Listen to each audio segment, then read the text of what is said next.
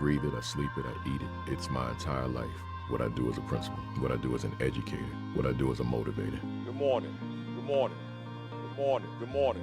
I tell my staff, I tell my students, I tell my parents all the time that I'm unemployed, I have no job. I wake up to my mission. I wake up to my passion.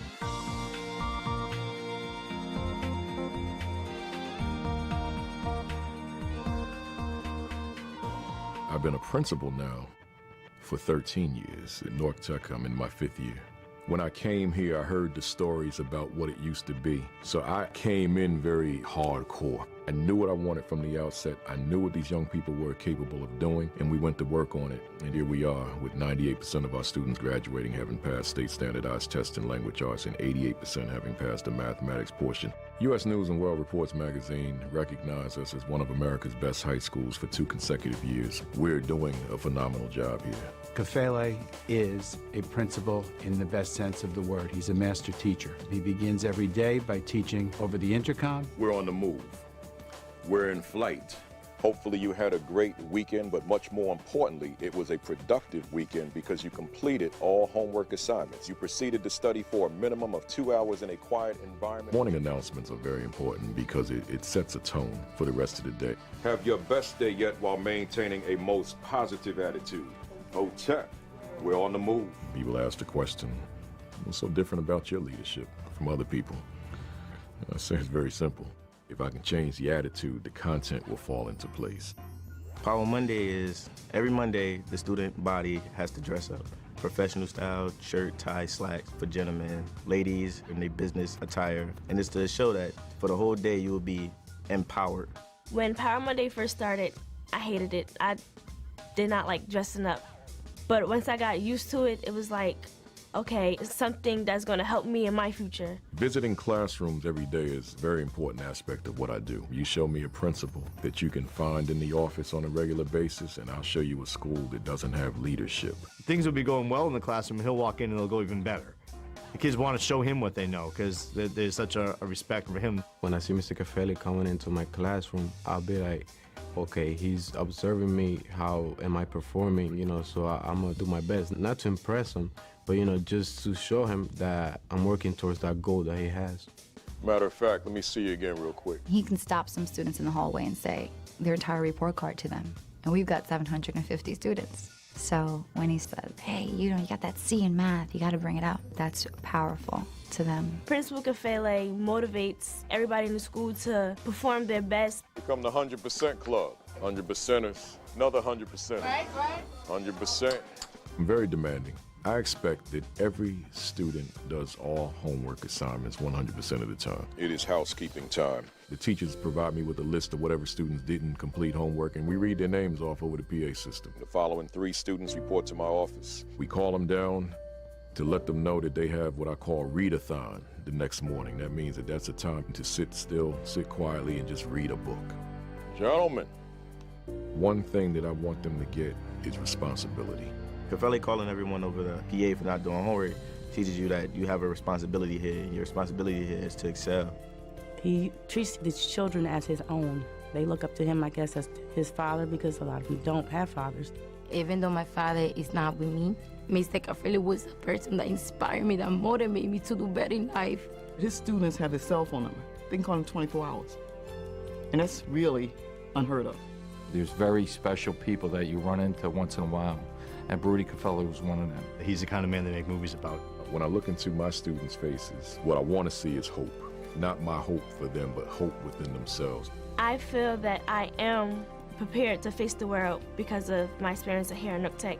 Since my freshman year, I've been growing and growing more, and now I'm an honor student. To wake up and go and motivate and inspire or to educate other educators or young people or parents, I couldn't ask for a better life.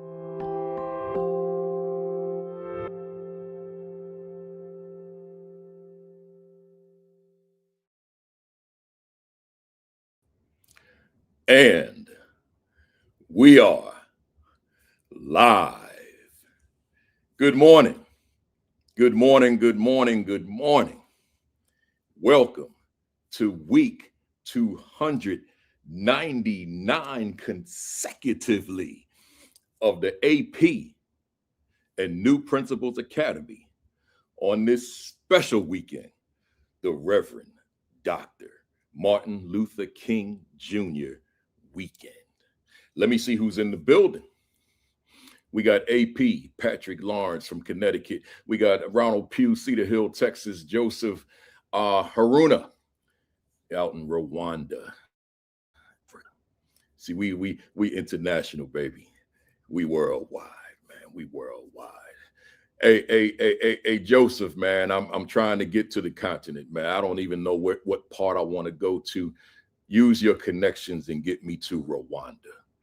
That would be a great first stop. We got Dr. Rachel Edeweket, President, Maryland Elementary School Principals Association in the building. Michael Benton, Cincinnati, Ohio. Rod Laws, Harambe and Hotep. Greetings from Greenville, North Carolina. Mrs. Yolanda McKinney. Janine Wilkins, up early this morning.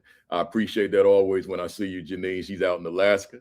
Yeah, one eye open, still in bed, but I'm here. Man, that's dedication. I appreciate you for that.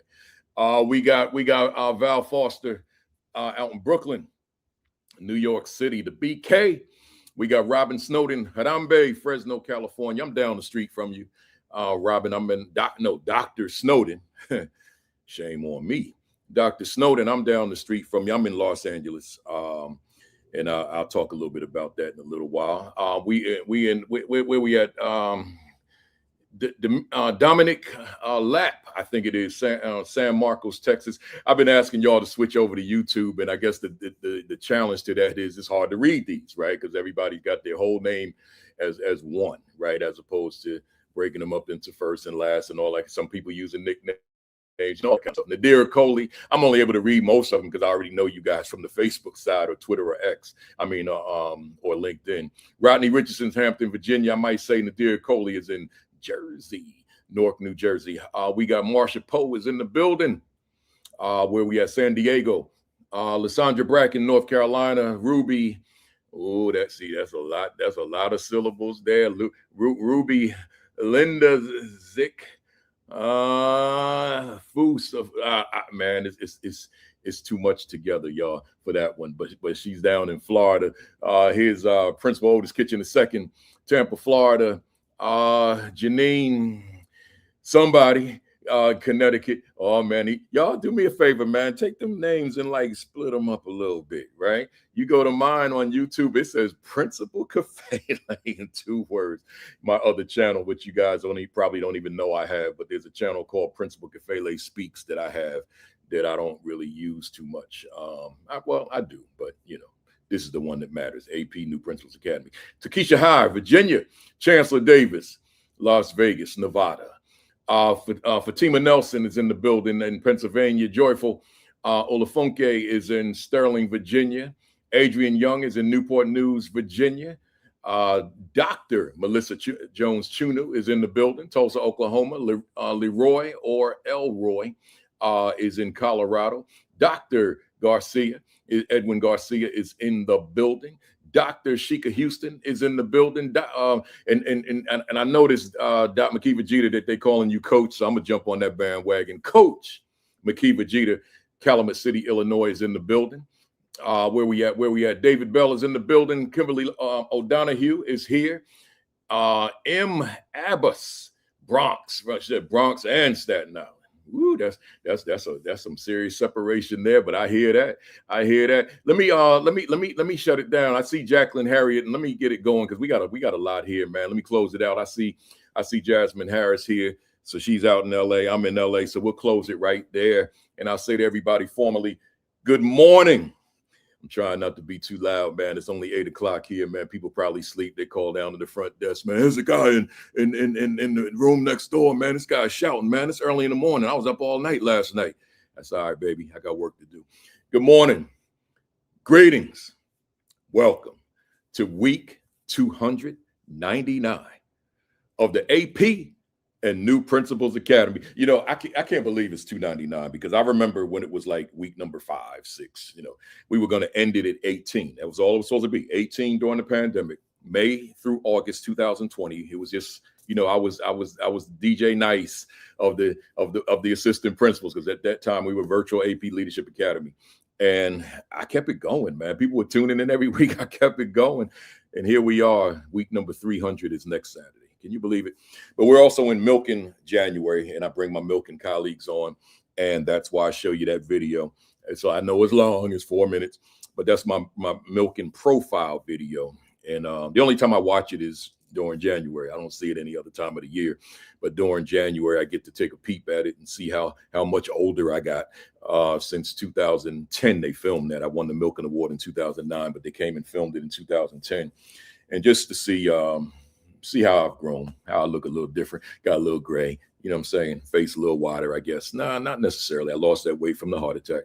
So, so that's that. Hey, y'all, let's jump into it. What were your wins last week? What were your wins? See, sometimes we get lost in the deficiencies or the challenges or the obstacles or the pressures or the demands that we forget. I actually won last week. We forget that, right? Because other stuff becomes so overwhelming. It becomes stressful, all that kind of thing. Sean talked this morning about burnout. And speaking of Sean, 10 o'clock, real quick, 10 o'clock every Saturday morning, Sean Hurt, Facebook Live, followed by Create and Educate, Dr. Sheikah Houston, Dr. Tammy Taylor at 10:30, 11 o'clock. Obviously, we're here. And then switch over to Sunday, 6 o'clock Eastern time. These are all Eastern times.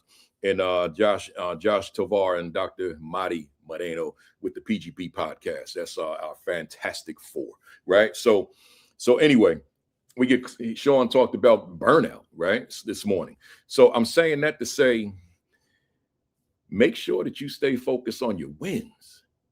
Don't lose sight of whatever the deficiency, whatever the losses were, because you want to grow from them. You use those experiences to soar higher, so that the next week you say that was a win, right? But always remember the wins, because you want to be able to keep your head up high, your shoulders back, and your chest out, man. I'm getting it done, man. I'm getting it done. They made the right decision when they put me in charge of this school, when they made me leader or assistant principal in this school. Don't lose sight of that. So what were your wins? Drop them in the chat. Put them in the chat. Let me know what were the wins. But by the same token, I want to ask you, what will you do next week to take your leadership to another level, right? What you gonna do next week, man?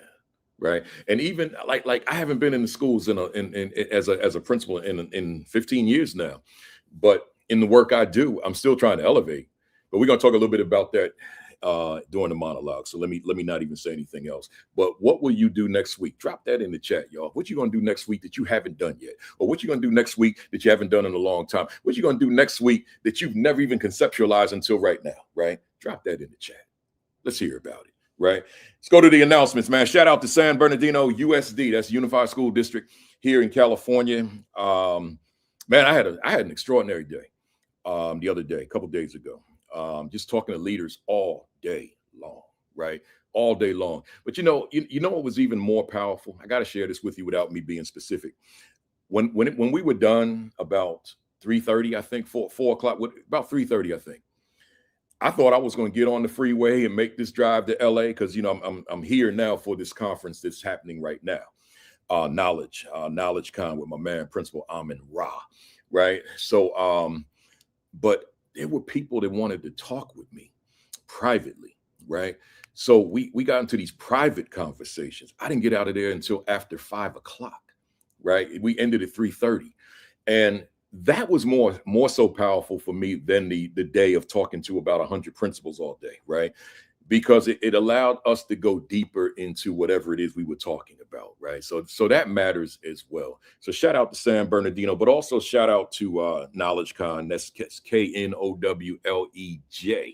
Knowledge Conference taking place right now. I'll be the keynoter tomorrow morning, but I'm also receiving their Lifetime Legacy Award, man. Can you imagine that? Me, look, kid from East Orange, New Jersey, man, getting this Lifetime Legacy Award in California, man. God is good, man. God is good. That's all I can say. So that'll be tomorrow. And then I got to catch a red eye, man, back tonight, Sunday night, man, 12:30 flight. Because I ain't even going to tell y'all why. I'll tell you next week, right? Y'all might laugh at me, but I'll be on the red eye. I said, I ain't sitting in coach on no red eye. So I had to spend a little extra money and get that first class ticket, right? The one with the beds in it. I'm going to stretch that bad boy out, and we going to sleep that flight tomorrow night, right? But I had to pay. The client ain't paying for that. I had to reach into my pockets and pay for that one, right? But anyway, to the first timers, welcome to you. And if this is your first time, man, I applaud you. I'm glad you're here, but I got to get on you for a second. That means you missed 298 sessions. You missed 6 years of sessions, man. Like, you didn't know we were here? All right, so we're here. Hey, Kafele, how can I see it? I'm glad you asked. Go to the YouTube channel, AP and New Principals Academy, right? The YouTube channel. That's where we want everybody to be anyway. I'm looking at my thread right now. All these Facebook people, man, get off that platform, man. We want you to come over to YouTube, right? Because when you come over to YouTube, I get a little bit more. I get they like right now. I get a check that's just enough to put a half a tank of gas in my car. Like I ain't Club Shay Shay, right? I ain't Shannon. I don't have the millions of views. I just got what I got. I get enough, man. How much you want, sir? Give me like a half tank, right? Like give me about $15 worth. That's the check I get. So if you go over to YouTube, now I could fill the tank of my little car. I got a little car, right? I ain't want nothing big. I got a little car. I can fill the tank of my little car, right? So go to YouTube, man. Come off that Facebook, man. Go to YouTube, right? So the AP and New Principals Academy. Man, I'm not prepared. Where's my book? Here we go. If you don't have a copy, get yourself a copy. What is my value instructionally to the teachers I supervise? Get yourself a copy. Where at? Go to Amazon. Right, just go right to Amazon and get your copy. It's published by ASCD, so you can go to ascd.org, but just go to Amazon and get your copy. Right now, because I'm sort of out of sorts. I'm in LA. I didn't pull up this flyer, and the primary host is sitting back in the wings. So I'm gonna just ask you to go to my Facebook page, her page as well, Dr. Tonya Breland. But we'll, when she comes up, you'll see who she is. But got this big conference coming up in Jersey, man. Seton Hall University, South Orange, New Jersey, Nurturing Greatness, right? So it's President's Day. Most of you are going to be off. So if you're in Jersey, all roads lead to South Orange, Seton Hall University, February 16th, all day long. Just go to my Facebook page, scroll back a few days, and you'll see the flyer. It's orange, and there's orange and brown or rust and brown, whatever it is. And just either go to the QR code or the link and register. We got to see. We see a lot of time people wait till late, and sometimes it's too late to be doing that. So we need to have a handle on the numbers so that we can prepare. So go to my Facebook page. I'll have the flyer up next week. I just forgot. I'm out of sorts. I'm not home, right? So I'll have it up next week. But we want you to if you're in Jersey, then just drive to South Orange. If you're not in Jersey, catch that flight. But that's why we want you to register early, right? So maybe I'll get the flyer up before we close out today, but I don't know if all of y'all gonna be on throughout the whole session, right? That might be a whole different audience. We'll see. But anyway, that's that. All of mine, we're gonna be putting this up on Eventbrite, the 9th Annual School Leadership Institute with Principal Kafele in in Savannah, Georgia, right? July 9 and 10, all day long, 2 days. School Leadership Institute with Principal Kafele. I'll have that information up probably by next week or the week after, right? I'm waiting for my partner to get it all done. I don't do that. I don't do the administrative side. I just come in and speak, right? She does all that stuff. Where we at? That's it, y'all. Let me get to this monologue. Listen, I put together this monologue, and I'm gonna keep it brief. I put together this monologue early in the week on the plane. So that was like early in the week, right? And then I was all ready to deliver it, and then we get to the conversation with my guest, my Milken guest, and then I went to this Laker game the other night. I went to see the Lakers play the Charlotte Hornets, and I was really fixated on LeBron James that night, right? And you got all these 20-something-year-old guys out on the court, maybe some of them in their 30s. Then you got 41-year-old LeBron out there.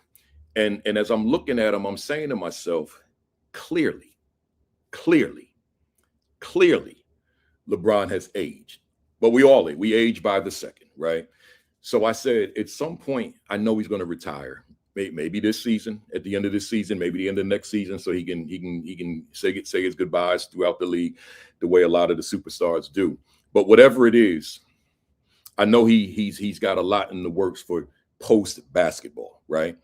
Post basketball. So it had me thinking to the extent that I left the game, like I was in the arena, but my mind drifted and I was not paying attention to the game. I was thinking about you and I, leadership, the principalship. And I said, man, I'm 65 years old. This is me personally, because I don't speak for everybody. I said, I couldn't do like that video. Those of you who were on when we came on live and that Milken profile video, I can't do that now. I can't. I know it. I know me.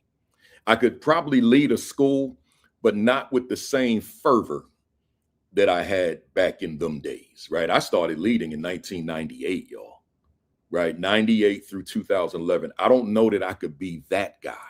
So as you know, it's clear as day, I was working on my next thing, right? I was working on it. I was working on what's next before I became a teacher, right? Because I always wanted to be a speaker, right? So I'm working on what's next before I became a teacher. I'm working on what's next while I'm a teacher. I'm working on what's next while I'm a assistant principal. I'm working on what's next while I'm a principal. So I'm working on what's next. I'm working on what's next. I'm working on what's next. That was always at the forefront of my mind. So when I made the transition in 2011, I was ready because I was planning since before 1988 for what I do now, right? So my monologue, which I'm in now, I just didn't give you a title, but I'm in it. My monologue title is simply "What's Next?" Because see, this is just my opinion, but it's a strong opinion. Those of you that come into the principalship, say in your late 20s or even early 30s or somewhere in your 30s, it's that rare individual that does this leadership thing for the next 30 years. The next 40 years. My middle school principal, when I was literally in 7th and 8th grade, is still a principal. His name is Henry Hamilton from East Orange, New Jersey. He was Whitney Houston's principal, right? Because that's where she's from. Now the school is called Whitney Houston Academy. So he's 86 years old. He might be 87 now. So, but that's an anomaly. He was supposed to be on this platform and he had to pull out like the day before. Right. So we'll figure it out later on. But anyway, I'm saying that to say that that's not normal. It's just not normal to be 87 and you still the principal of a school. Right. So I'm saying to us, are you thinking about what's next? Because like LeBron James, that man got to be tired. Right. He's got to be tired. He doesn't move like he used to move. He doesn't move the way we were accustomed to seeing him when he was the greatest player during his time. Right. He didn't move like that. He didn't on the other night when I was at the game. But you may not be moving like you used to move either. You may not be walking like you used to walk. You may not be envisioning success the way you used to. Your imagination for what you can accomplish at your school may not be what it used to be when you were much younger and vibrant, right? So I'm asking you, therefore, what's next? Right. So you in your 50s, you in your 60s, and you're not ready to retire. OK, what's next? So the intent of the monologue is just to encourage somebody out there to be thinking about what's next. Right. Not going through a principalship that you no longer have the passion for that you used to have. Right? Because at one time you were, let's say, 20 years older than the students, maybe even less. And now you find yourself 50 years older than the students, right? It may not be, it just may not be the same love that you used to have. For some, it may be. I ain't mad at you. But for others, there may be another position that you can have, bring the same level of fire that you brought when you were younger as a principal. Right. So I'm just encouraging somebody out there to think about what's next. Maybe what's next is that you just move a little bit differently within your principalship and you start empowering others, but you want to stay there. I ain't mad at you, but it still shows that you made a pivot. You made a shift because you started utilizing people differently from how you used to utilize them in the past when you were younger and more vibrant, right? So again, my title, what's next? Think about it, take ownership of it, make it yours, and make sure that you are planning your future. I planned my future before I even got into the business. Again, I knew before becoming a teacher that I wanted to do what you know me for today. Enough said. Let's go. I got 3 Milken former principals that I'm bringing on this morning. Hit that share button, that repost button, retweet button, text somebody, call somebody, hit up them Facebook leadership groups. Hit that like button. That's how we activate these algorithms. Let them know we are here and we're ready to jump into it. So let me get them on up here. Let's go. We got 1, 2, 3. I got my Milken sisters in the building. Good morning to you. Good morning. So those of you that checked in and you saying, Good morning. Appreciate you. Somebody might be saying, what does he mean by Milken? What is that? Oh, I'm not going to get deep into it, y'all, because it's, I have in the past multiple times, but I will say this. It boils down to, we go to work one day and it's to us, it's just a regular day doing what we do. And we get surprised. That's 3,000 people now since 1987, 3,000 plus people since 1987. It's just a regular day. We go to work and our life shifts, right? That's what it is, right? Our lives shift. There's this foundation, organization, company, brothers in California, the Milken brothers, Lowell and Michael. But Lowell is where I want to put the emphasis right now. And he came up with this award, the Milken Award, where they award approximately give or take 50 educators every year with this surprise award to say you're doing exemplary work. Some of us consider, certainly I'm one of them, the highest award in education than one can achieve, right? There's nothing else. So all the ones you hear about on television and all that, it ain't Milken. Right? It's not. And I don't say that because I'm a Milken winner. And such, I don't have on my pen. Right? So let me get it while I'm talking. And so I'm saying that we receive these awards, and some of it is monetary. It's a $25,000 check, right? But more importantly than the check is just being a part of the mix, man. And using it however you're going to use it, right? It's too much to talk about with that. So I just want you to know that every January I bring on my Milken guests, and here we are with the 3 doctors. We got Dr. Angie Besendorfer, Dr. Tonya Breland, Dr. Dilhani Uswatte. And I know them all on first name, but we, on this platform, we go title, man, because these folks put in some work, baby. We not gonna call them Tonya and Dill and Angie on here because they put on too much. They just put too much work in.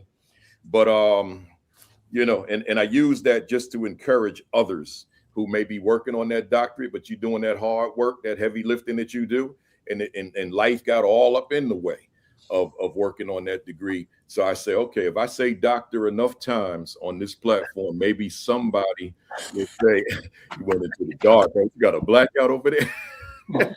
I'm in a classroom. And the movement means the lights go off. Yeah. That's like, I know I shouldn't be saying this, but I'm gonna say it anyway. My wife, my mother gonna cringe. That's like when you in the public restroom, right? And the lights go out, you in the stall, like, yo. Right. So my mother and my wife, they said, what are you doing? Right. So anyway, right. So but yeah, let me read these bios, y'all. Let me read these bios so that y'all know who we got here. We got Dr. Dilhani Uswatte, who we call Dr. Dill or just Dill, right? After receiving the Milken Award in 2009, same year as me, that's when we met. Dr. Uswatte realized that she was destined to be leader in education. At the end of May 2000, 2024, she was Chief Academic Officer for a relatively new public charter school district called I3 Academy, where everyone is challenged to imagine, investigate, and innovate. From 2014 to 24, she was the principal of Rocky Ridge Elementary School in Hoover, Alabama. Dilhani's school was named a best school in the USA by niche.com and has received a score of 95% on the 2023 Alabama State Report Card. A frequent presenter on math education and teacher leadership, she's spoken at multiple universities, state and national conferences, a teacher awards program and teacher awards programs. In 2016, and I'm reading fast, y'all, because I got a lot here with the three of them. In 2016, she was chosen to be a TEDx Education Fellow.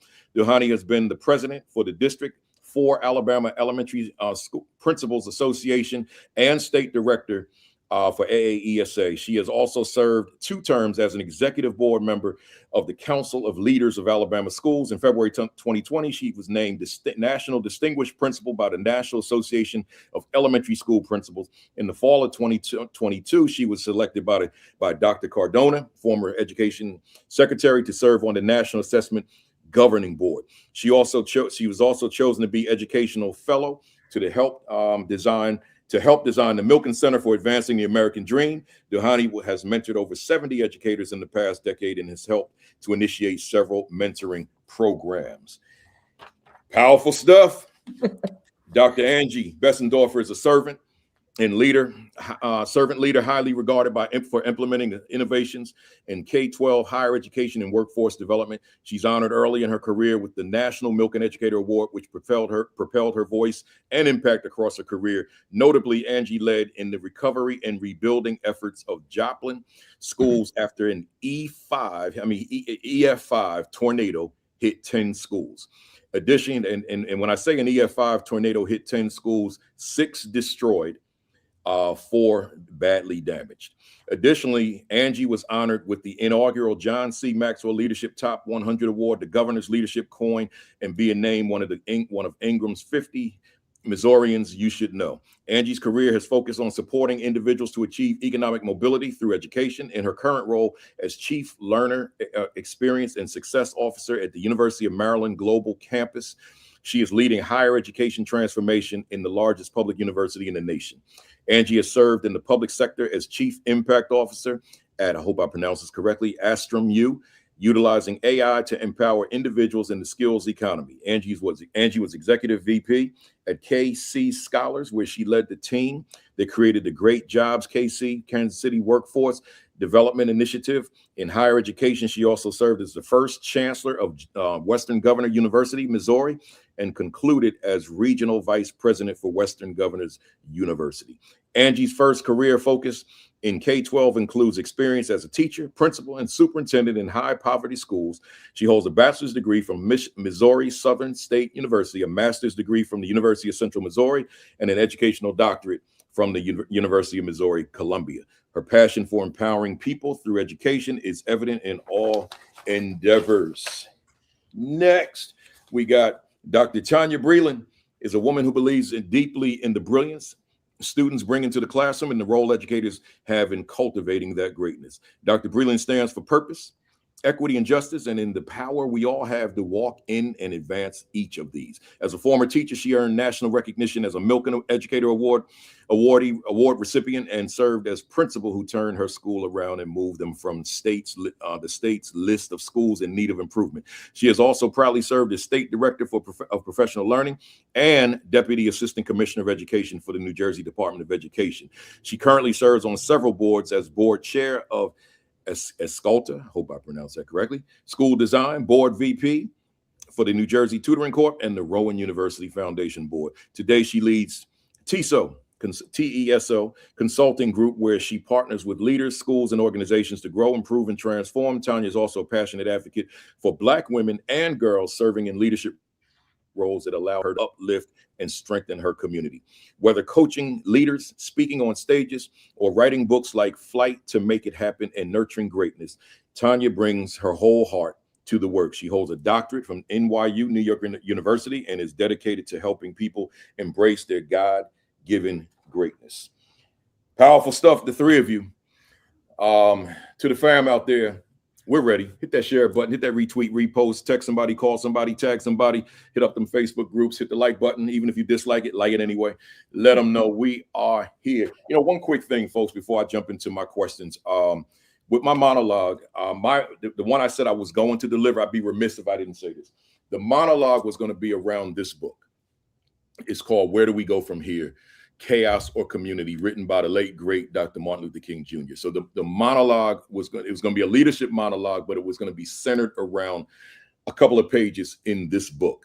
And like I said, something hit me when I got to that basketball game, and I said, I'll do that monologue next week. But I'm putting it on the screen now before I talk to my guest, because I want to encourage somebody. If you haven't read this, Dr. King wrote 4 books, and a lot of folks, they read books about King. That's good. But make sure you read books that he wrote, right? So this was his last book. He wrote it right before assassination. He wrote it in Ocho Rios, Jamaica in 1967. He isolated himself on the island, and he wrote this book. This is the book that he wrote that's a blueprint, right? This is the book that talks about his vision of where America needed to go. So it's all broken down here, which includes his education vision. A lot of people don't even realize that he had very strong thoughts around education, which will be the basis of my keynote here in LA tomorrow. But he had very strong thoughts around education, but people think about him just with civil rights, right? But no, he had education on his mind as well. And he even used the word miseducation, right? It's in this book, right? So if you don't have it, you can go to Amazon or wherever, Barnes and wherever you get books, get yourself a copy of this book. This is a lifetime read. I can't tell you how many times I've read this book. I've read it quite a few times. This is not even my original copy. My original copy got lost somewhere. So I had to buy a new one, and I hate that because I hate having a new cover of a book that I had for 30 years. But get yourself a copy. Enough said. Let's go. I'm ready. Hey, Dill, we call you Dill so much. Do I pronounce your last name correctly when I say You it? did. You did a great job.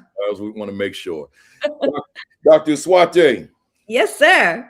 I want to go back to a segment that's in your bio. I took this right out of your bio. It says, at the end of May 2024, you became the chief academic officer for a relatively new public charter school district in Birmingham, Alabama. The bio didn't say Birmingham, but I looked it up. And Birmingham, Alabama, called I3 Academy, where everyone is challenged to imagine, this is key, imagine, investigate, innovate. What I want you to do is simply talk to us about those 3 words. What is the significance in terms of that school, your leadership, and the whole idea of imagine, investigate, innovate? Floor is yours. Oh, man. So first of all, the name itself is what drew me to wanting to work for this network. So in the public charter world, we don't call them school districts. We call ourselves network. And those words just spoke to me because that is what I've always personally imagined or envisioned to be the secret sauce, if you will, for our students, no matter where they live, what they do, what they want to do. If all of our kids in this country took the time every single day to imagine, to investigate, to innovate, can you imagine what our country, what our world would look like? So let me tell you a bit about why those 3 things or those 3 words were important to this network. Number 1, we realized that we are not going to build a future if we don't take the time to imagine new things, right? We already know the job future for our current students is going to look dramatically different. Heck, think how AI has changed all of our jobs just in the last 2 years, perhaps even the last month or week. I mean, AI is transforming everything that we do, say, build. So we are in this pathway of rapid change. So we need people who are going to even imagine, what can I do with this AI tool? Then there's this investigating. You can imagine, but at some point you got to stop. You got to plan. You got to investigate. What is the reality of my imagination? How do I make this become a reality? So teaching our kids those important investigation tools so they can do the work and turn their imagination into a reality. And then that final piece of innovating, right? The whole point is we want to get to this space of innovation. one of the things, and your viewers may or may not know this about me, but I grew up in Canada. So I had kind of this like outside view of what does it mean to be an American. And certainly during my formative years, I always thought, oh, people in the US are pretty innovative. I'll be honest, sometimes I feel like that innovation is not where it used to be. So as an educator, how do I create conditions where our kids are going to have the ability to be innovative?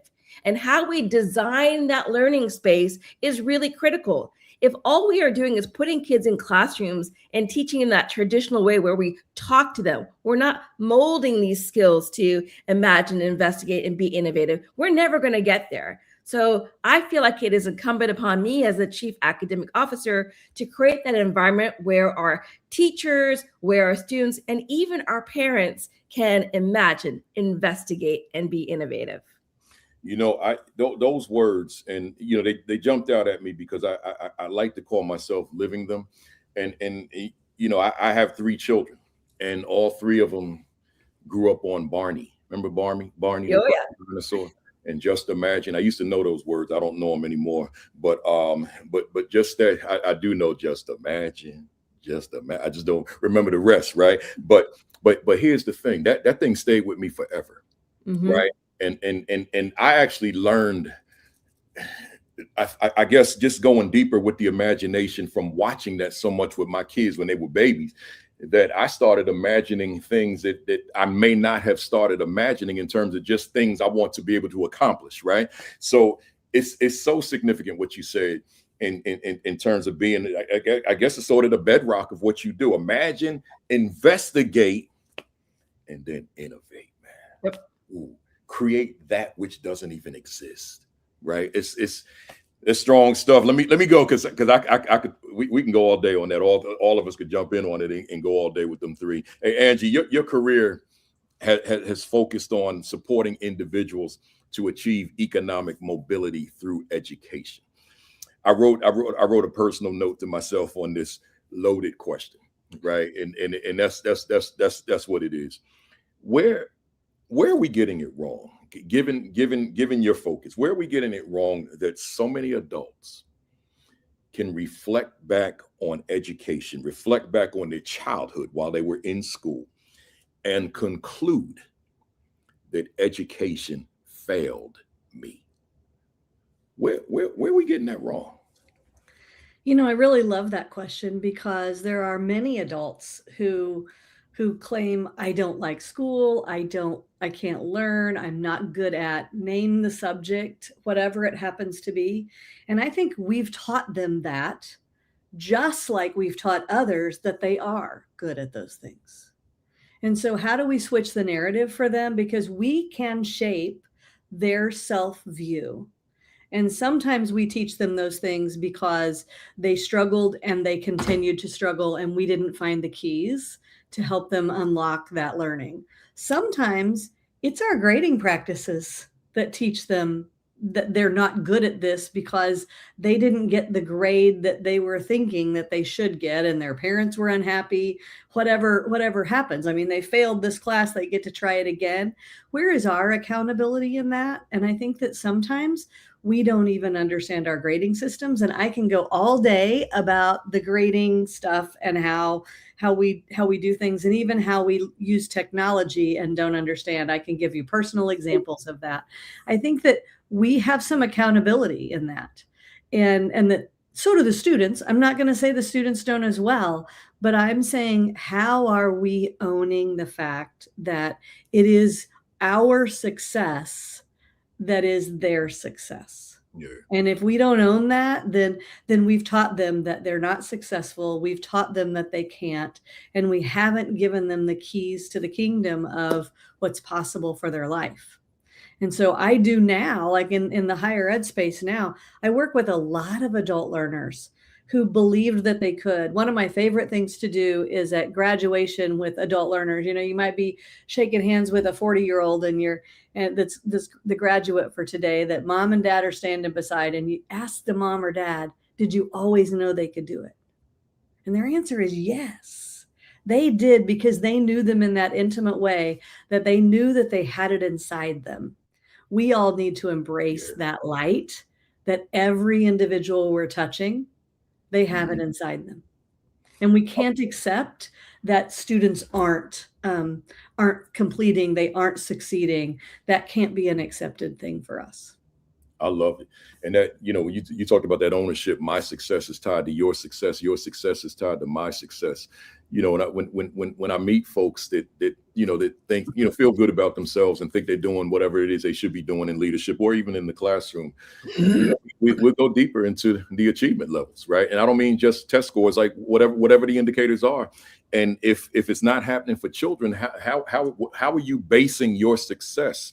What is it based on? Right. So if we're going to look in the mirror and feel like I'm successful at whatever it is I do, there's got to be indicator, right? There's got to be indication. There's got to be evidence based on something. So love it, love it, love it. And my notes have all of your first names, and I accidentally called you what my notes said. I called you Angie. I said I'm not going to do that, Dr. Besendorfer, but we'll work on that.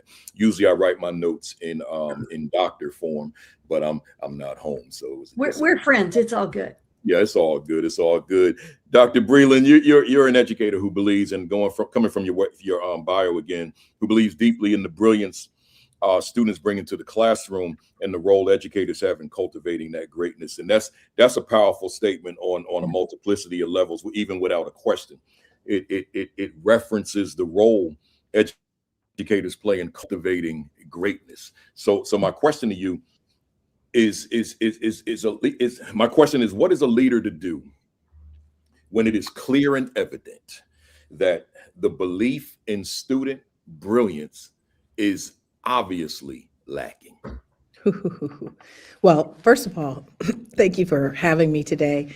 There was one thing that Dr. Besendorfer talked about with knowing our students intimately.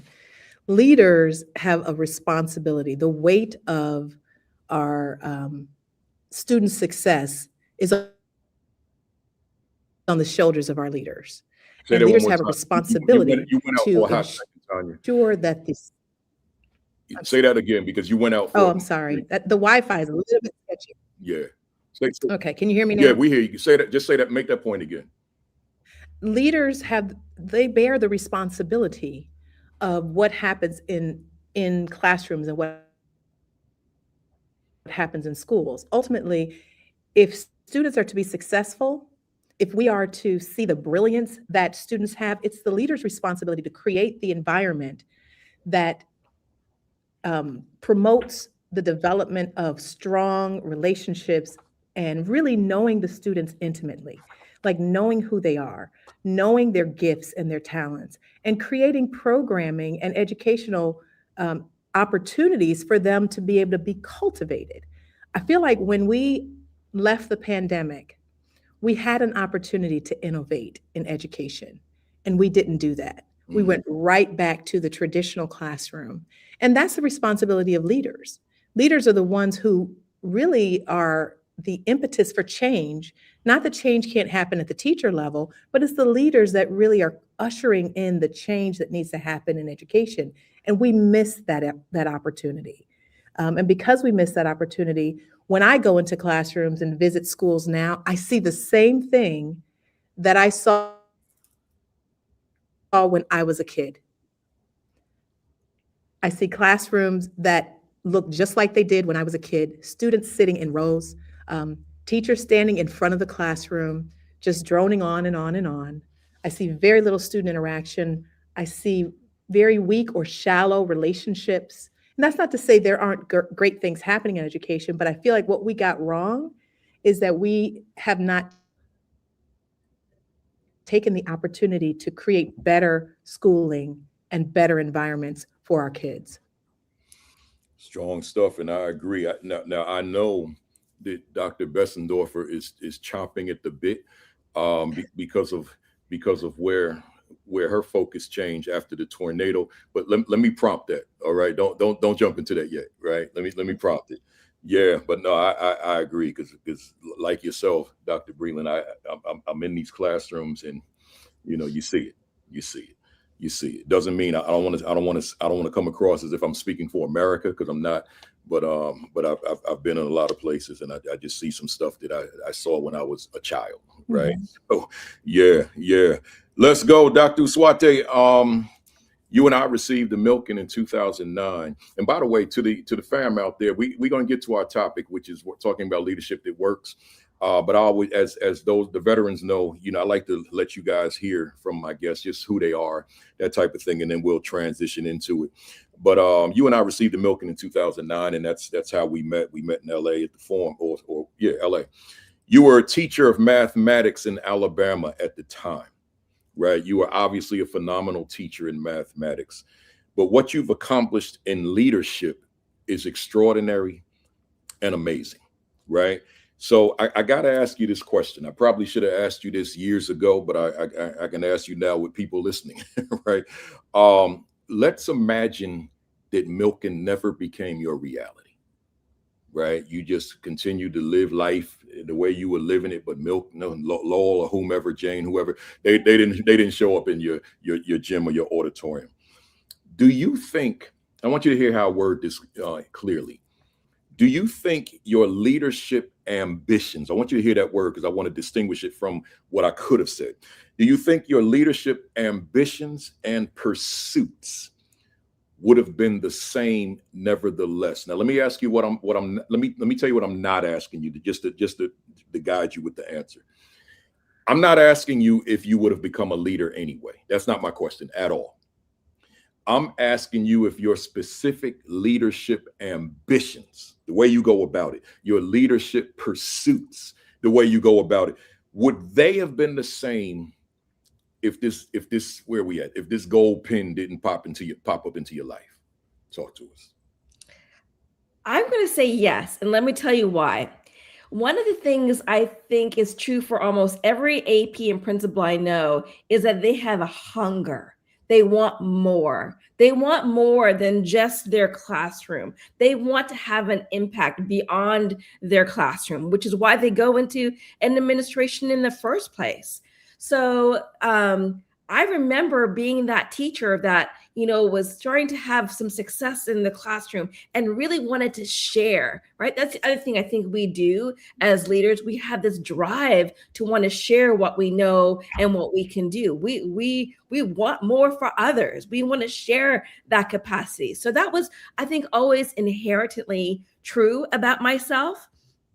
And I think what I realized very early on from the teachers that I admired those teachers that poured into me, developed relationships and opportunities. And as such, I always wanted to do the same for my students and colleagues.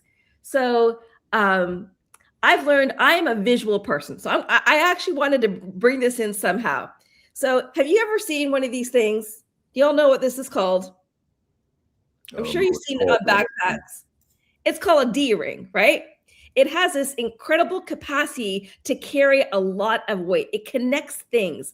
I've kind of always challenged myself to be like this D-ring, to connect to other people, to hold on to things that are difficult or hard, or to bring other people together, to be the connector between two other individuals. And so I've always seen the principalship or the AP as a way of being that connector. So because I think I've always had this energy and drive, I think I would always have turned to that AP and principal role because of this desire to be the connector. I love it. I love it. And shout out to the Milken fam that's out there watching. Appreciate you all being here. Tell some more of them Milken fam to come on and join us with the fam that's on the call this morning. And let's go. Where we at? Dr.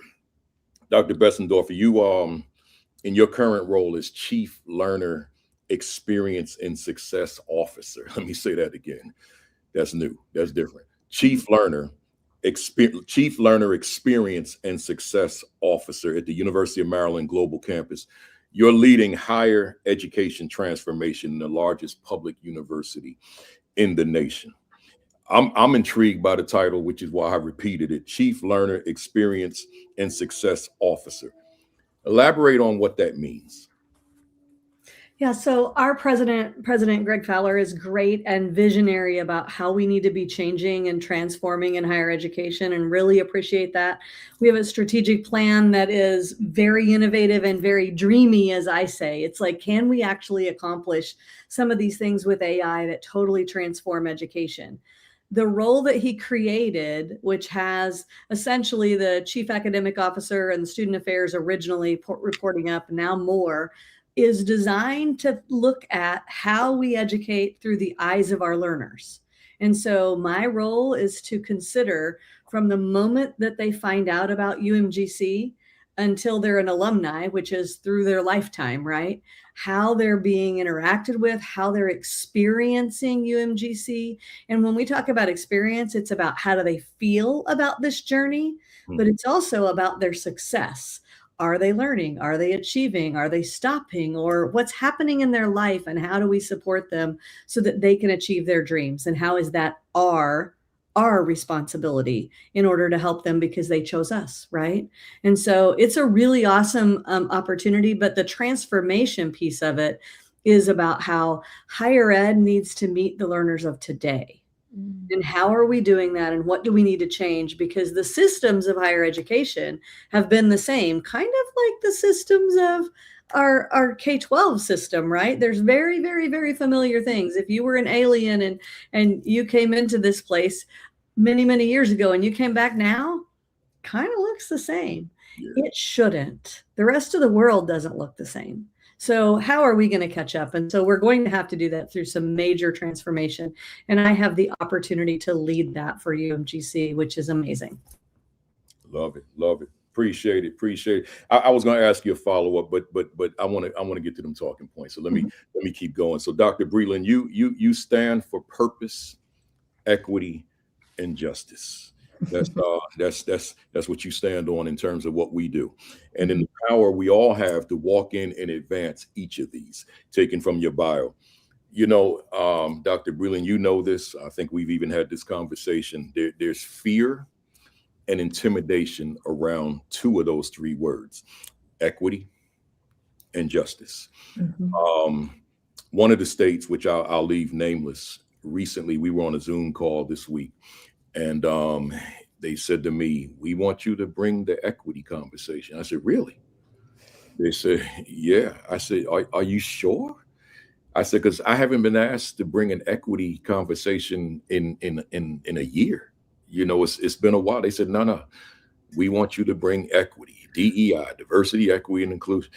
I said, "I can't wait to get there." Right? We gonna bring it. Right? So, but there's fear and intimidation around these two words, and there are folks that understand the significance of the two, but trying to figure out how to navigate it without getting themselves into trouble and all that kind of stuff, which, you know, according to all the inboxes that I receive from folks.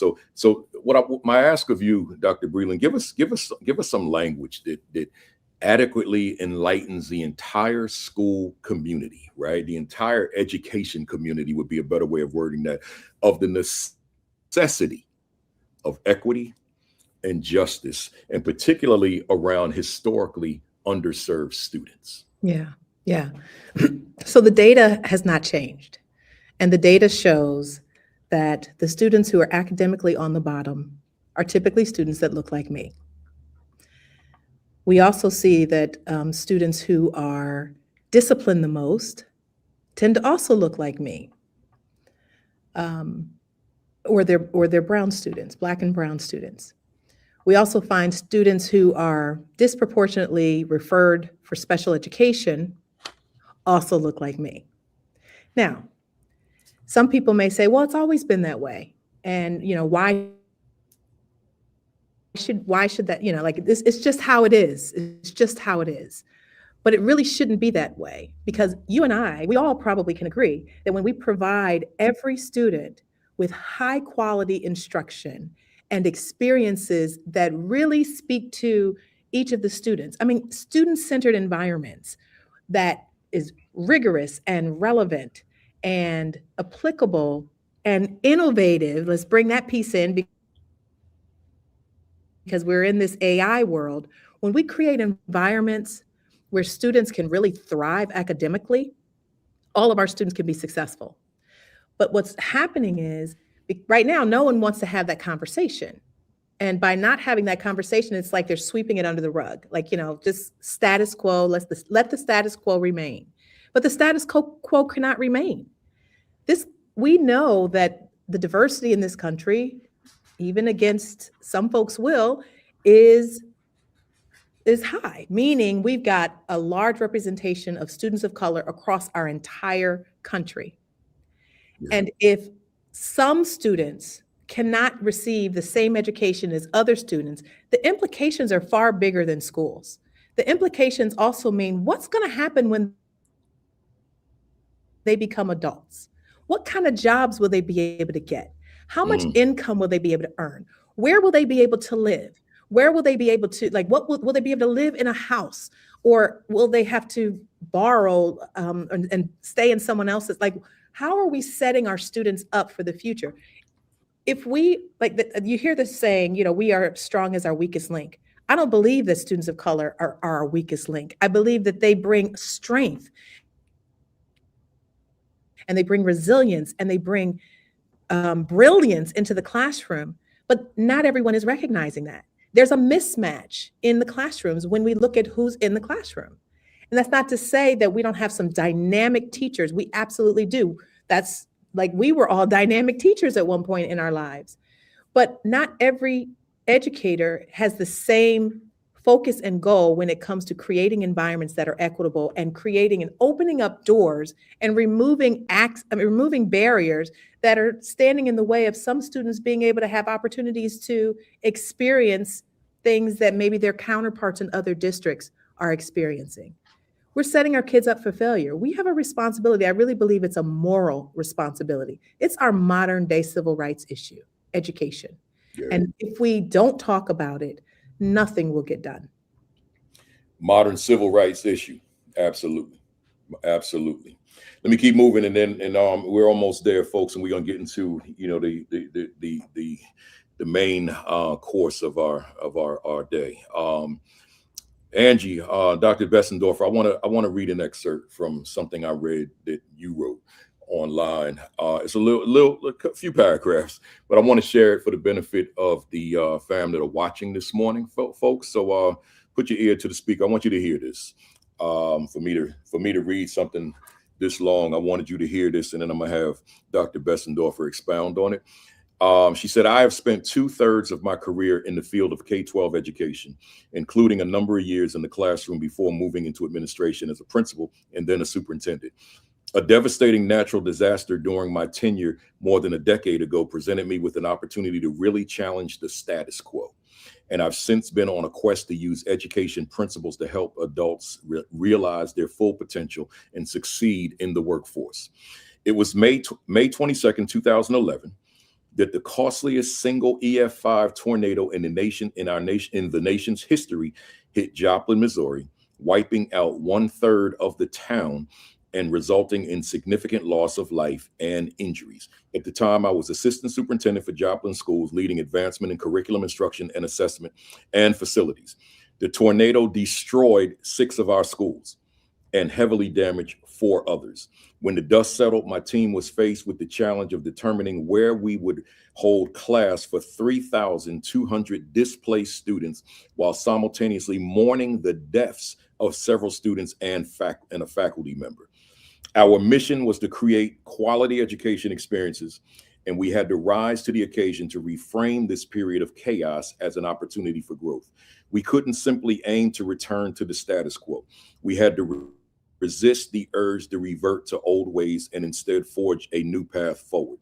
We embrace the concept that when you are living with things you thought you could never live without, you can never question things you never questioned before. I got to read that one again.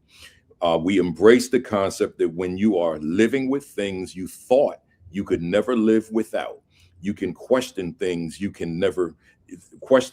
never questioned before. Last paragraph. It's hard to believe now in a post-pandemic world but digital learning was not mainstream in the K-12 setting at the time. I helped guide the community in reimagining high school education, encouraging them to question things like, why should it take the same number of minutes to learn algebra as biology or art appreciation?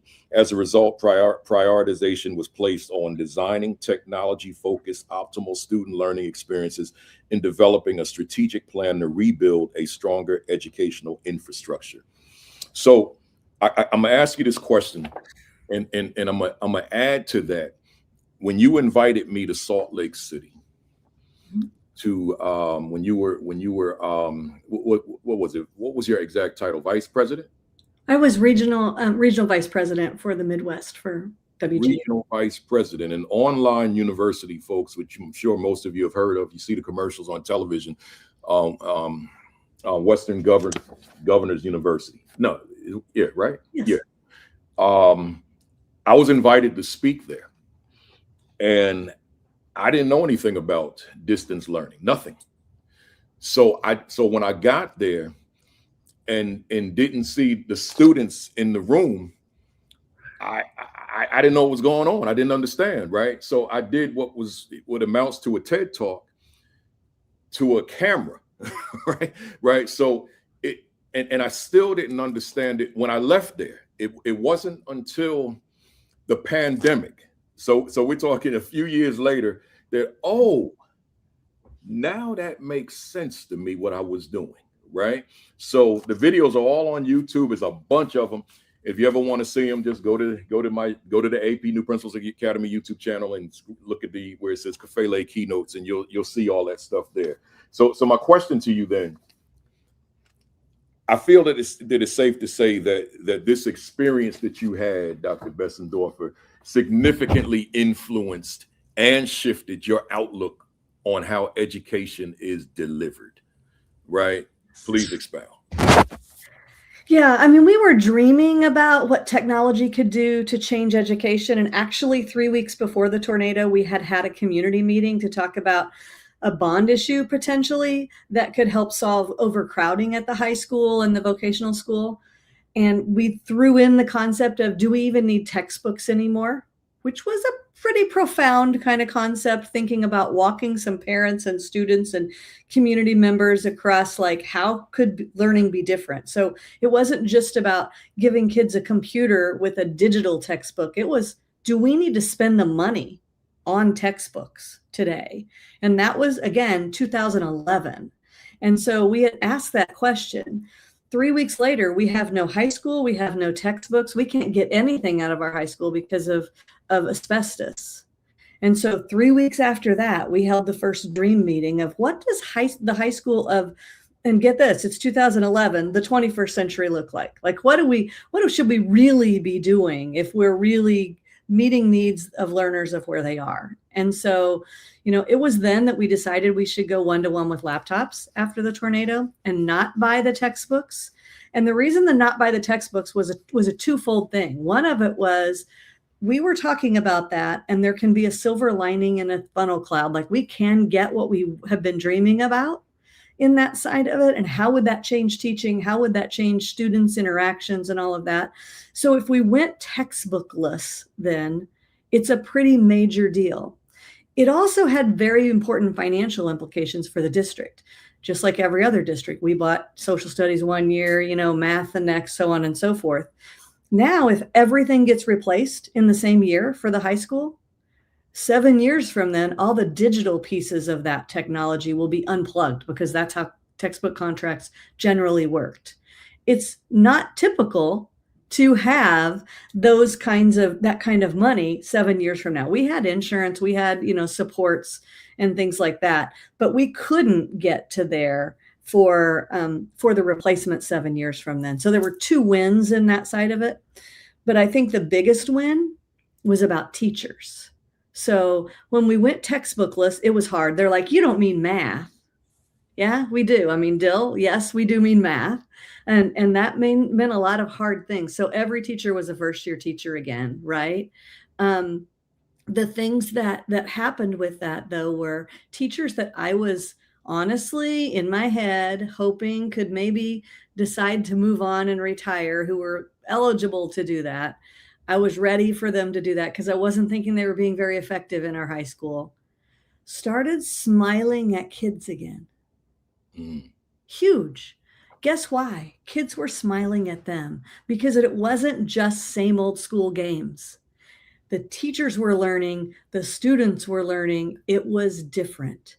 What happened there was a lot of struggles, let me just tell you, and taking care of people. But what happened was, as teachers were changing their instruction and changing how they did things, students were learning differently. Students were empowered differently. Students were happy. And so were teachers. Now, it was hard. Don't think it wasn't hard. It was very, very hard. And so could you just go and say, you know what, guess what? We're not going to use textbooks anymore. We have them on the shelf, but we're not going to use them. Probably not. It took something like this to be able to do that. But can we work towards that? Can we lead through the chaos and the components of trying to help people in that way? Yes, we can. Does it dramatically change things? What I'll say one other piece is, as we were looking to rebuild the high schools, we toured schools that had been one-to-one with computers for like 2 or 3 years. There weren't very many of them at the time. What we found was we were 3 months into one-to-one, and our students were learning differently, even though their students had been carrying laptops around with textbooks on them for 3 years. The instruction changed. That is what mattered. Yeah. And that's pretty much been you ever since, in terms of the way you go about your business, your passion, etc. Yes. If I'm not mistaken. Yeah. Good stuff. I got one more, and then we transition into those talking points. Dr. Breland, it is widely known in New Jersey, particularly, that you are a passionate advocate for Black women and girls serving in leadership roles that allow them to uplift and strengthen their community. Question simple: what's driving that passion, and what does that look like? Yeah, I think I have to say what drives that passion is I stand on the shoulders of some dynamic women. My grandmother was a model for me. My grandparents were different in that my grandmother was a career woman and traveled. She was actually a professional opera singer. And she traveled around, and my grandfather was fully supportive of that. So she showed me what it was like as a little girl for a woman to be strong and a woman to be educated. She was educated. And that was really important to me. And so it was instilled in me very early. I was raised by my parents, but it was instilled in me very early that education was the key. And so that is what has driven this work for me. I really believe that, and I'm a mentor. I've mentored a lot of young people, mostly girls and women, but I've also mentored, and I have mentees who are also men. But I have always believed that if we see the greatness that's inside of everyone, I have a way of being able to pull that out of people. Sometimes they don't see it themselves. They don't realize that that they have these gifts that the world needs. Like, I've realized the gifts that we have are really not just for us. It's really for the world. And so the work that I do with young people and the work that I do with girls is really about empowering them and helping them to not only see the greatness inside of them, but giving them exposure to opportunities that they otherwise might not have opportunities for. That's really important. Sometimes we just need that exposure. When my grandparents were retired, they went and worked in a nonprofit in Chicago, and they were working with kids from off the street. And they took those kids to California. They took those kids to different places that they had never would have had opportunities to experience. That was the model for me, and that's what I believe. You know, I believe if we can give students opportunities and open doors that maybe otherwise would not be open to them, we now create a path for them. This is important. I feel like we have a responsibility as successful leaders to reach back and bring some others along with them. Yeah. This isn't for me. It's not just for me. It's really for us to be able to bring along a community of folks and letting them see that they can do whatever it is that they have been designed and created to do. Love it. Love it. Love it. I appreciate that. Let's we're talking this morning, 3 former principals reflect on what works in school leadership, and you provided me with a few talking points, and I want to go to them. So let me put the first one on the screen, which is going to keep us with Dr. Breland. And you indicated that he said, I believe every child is born with greatness inside of them, and it is imperative that leaders help teachers see that greatness and cultivate that greatness. I know we touched on that earlier, but let's go harder on it. And I want to, I forgot to say this to the 3 of you off camera, but I'll say it on camera. I want you to feel free to jump in on each other's talking points as we go.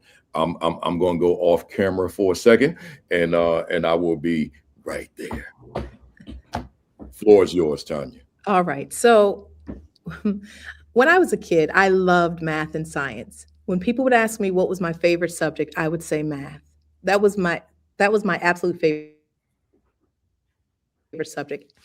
As a young adult, I took apart a computer, put it back together with no manual. I didn't know what I was doing, but it worked. And as an adult, I looked back and I started thinking, somebody should have cultivated that talent in math and in technology when I was younger. No one did that. No one noticed the gift that was inside of me. And I don't regret the path that I've taken, but I wonder what more might I have been exposed to or had opportunities for. But as we know in STEM, we don't see very many women, and we certainly don't see very many women of color. But I believe that there are students out there who have these unique gifts and these unique talents, and nobody knows. There are never opportunities for them to show it, and there are even less opportunities for it to be cultivated. And I just believe that education has an opportunity to, it's sort of like when you think about college, like students can go into college and they can, or graduate school, we can go and we can say, hey, we want to study this thing. But in that K-12 space, we don't have opportunities for kids to say, I want to focus on this. Like, I want to be an advocate. I want to do this. There are no schools, there are a few schools who are out there helping cultivate the next Dr. Martin Luther King Jr., or the next NASA scientist. This past Monday, I had an opportunity to hear from a Black gentleman, Dr. Bernard Harris. He is a former NASA astronaut and a medical doctor. And so he was a space doctor, essentially. We don't have enough schools that are saying, hey, this is a student who really has a gift in this area and an interest in this area. Let's cultivate it. What kind of programs can we put in place? And if there's one kid, there's probably multiple kids. Now, I went to a high school, not in the state where I live now. I went to a high school that actually did that. But I haven't seen there are vocational high schools, and this was not a vocational high school. However, we had these pre-vocational and pre-professional tracks that if students had an interest, they can take that track. But as I go through schools day in and day out, I don't see a lot of examples and opportunities for students and for students' gifts to be cultivated as I saw growing up and as I would love to see in more places. Go ahead. Can I jump in to talk about how the community, I led the dream meetings, but the community of Joplin dreamt about the high school of the 21st century at that point. It was about that. It was about, we questioned, like Principal Kafele said, who said it takes the same number of minutes to learn algebra, biology, or art appreciation. And so we developed a system where students could choose career paths. So we determined what are the career pathways that are important for our community, and every student was engaged in that in some way, but it mixed the students. So if you wanted to go into healthcare and you wanted to be the person that's helping someone at a nursing home or the doctor, you were in some similar kinds of courses. You also had the opportunity to choose, I'm going to do these science classes, more because I'm going to take a math and an English class that is combined together, 2 credits, 1 hour. So I bought high school time to get more science because that's what I cared about. And we can do that because in the school setting, we determine when a student has mastered the content to earn a credit. Right. We forget that. We've got systems that say you have to go through this many hours to earn this credit.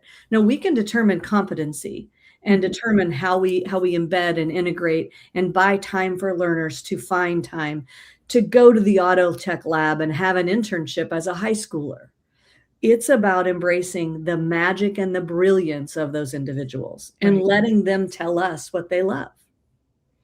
I'd like to take this question in a little bit different direction, because one of the things in your prompt is, how do we help the other teachers also be the drivers to find those unique gifts of our students? So one of the things I firmly believe in is, as leaders, we need to model what that looks like. So I think the first thing that we need to do is actually understand what is special and unique about each of our teachers and help them to bring out their best qualities. I'll give you an example. I worked with a teacher who she was so passionate about photography. Honestly, she may have been not as excited about certain things, but when given the opportunity to work on the yearbook in photography, oh my gosh, that then dipped into how she was working with her students. So I think relationships. If we cultivate that strength with our teachers first, then they have an idea and can see, oh, how I can turn this around and do it for our students. But it goes back to this word we use so much in school, differentiation. Yes. If we paint all of our students the same way, guess what we're going to get?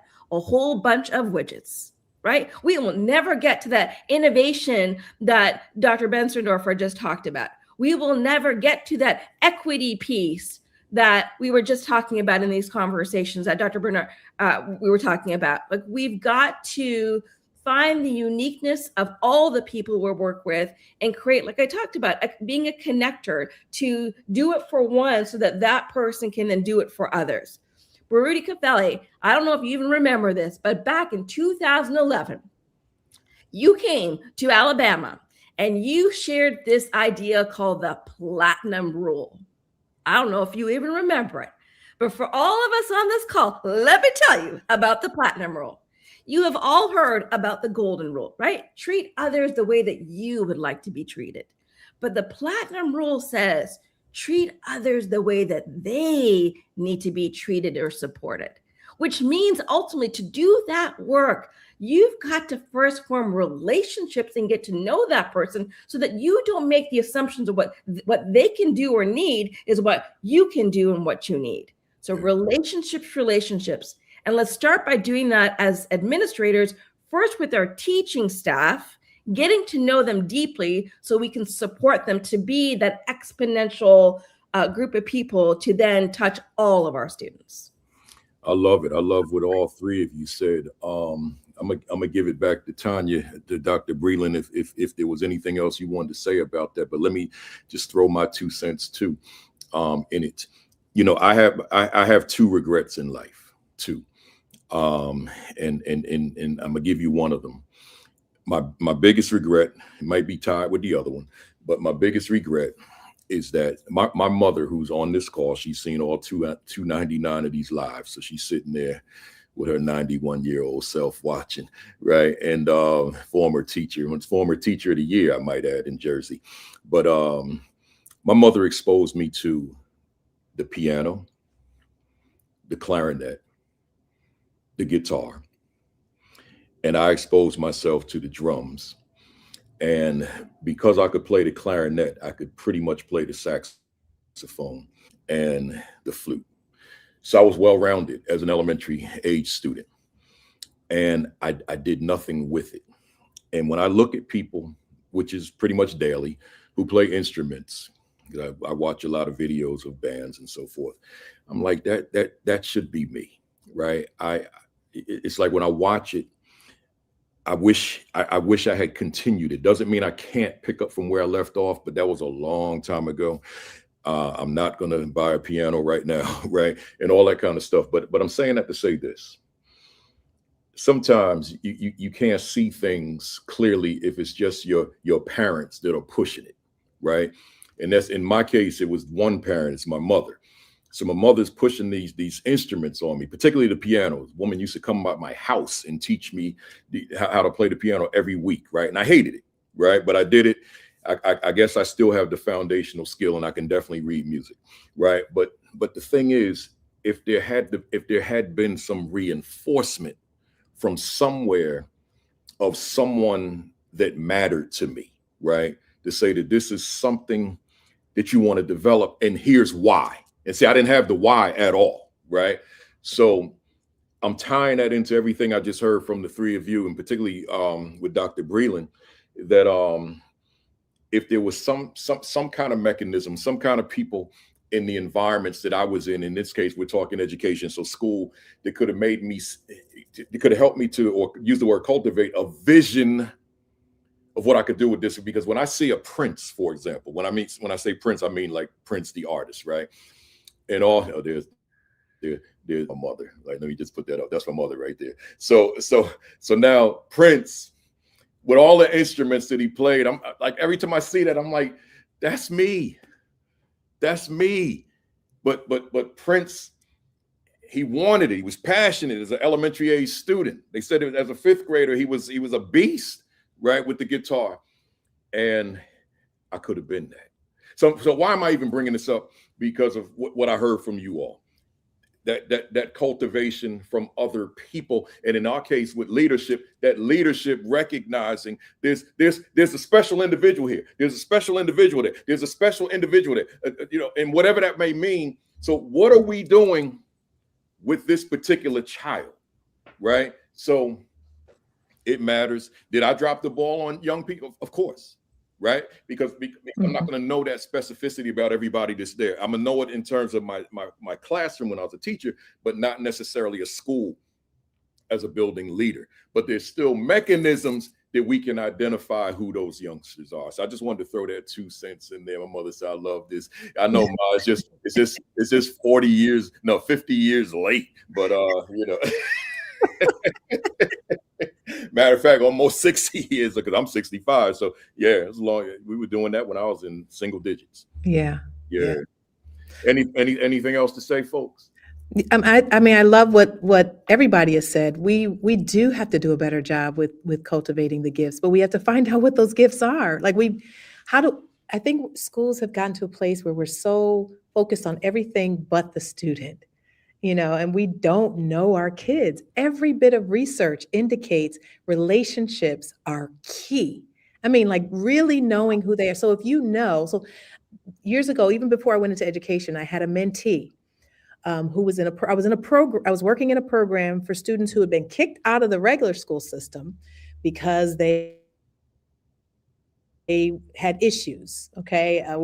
They were fighting, or actually, those kids were labeled as homicidal, some of them, and some were suicidal. There was one mentee that I had. By 8th grade, she had dropped out of school, but was required to be a part of this program. And she was depressed, had a lot of challenges, had been molested. Well, I mean, a really, really challenging situation. But I mentored this young woman because I saw gifts inside of her. Nobody else could see those gifts. All they saw was an angry, sad child.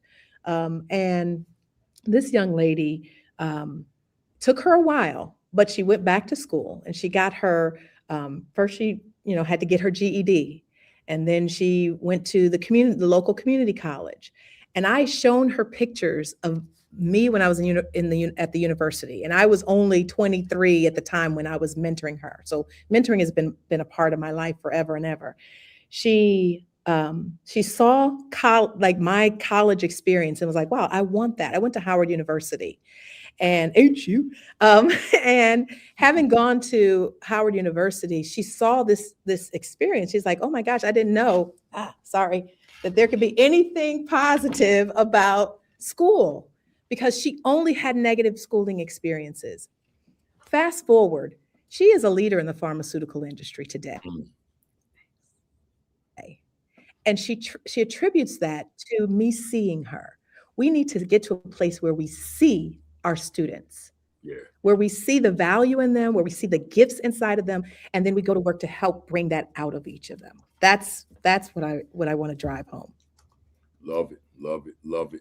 And LinkedIn user, I appreciate that. You know, I'm going to take that one personally, but I know you're talking to all of us. But yeah, I still got time, man. That's right. Pick up that instrument and start going. You go. know, you never know. You never know. You never know. Let's go. Next one. This was Dr. Uswatte. You said, take the time to inspire and be inspired. What are you saying? Unmute. Let me start off by saying it was one of our other Milken brothers, Dr. Twall, who challenged me at a PD session to figure out what it was my platform. If I could only speak on one thing, what would it be? And this is my platform talk, and that is the importance, the essential need for all of us to intentionally inspire and be inspired. Let me break it down for you. So it means doing two things. It means as leaders, we need to create those environments where we're pouring into others, inspiring others to figure out what their talents are and live those talents, right? So that's one half the coin. But the other part is maybe even a little bit more important to be that principal or assistant principal for 30 odd years. And that's also taking the time to be inspired. Whether that is you are driving to work and you notice the beautiful hues of green on the trees and you just are so in awe and amazed by what God has created, taking the time to inspire.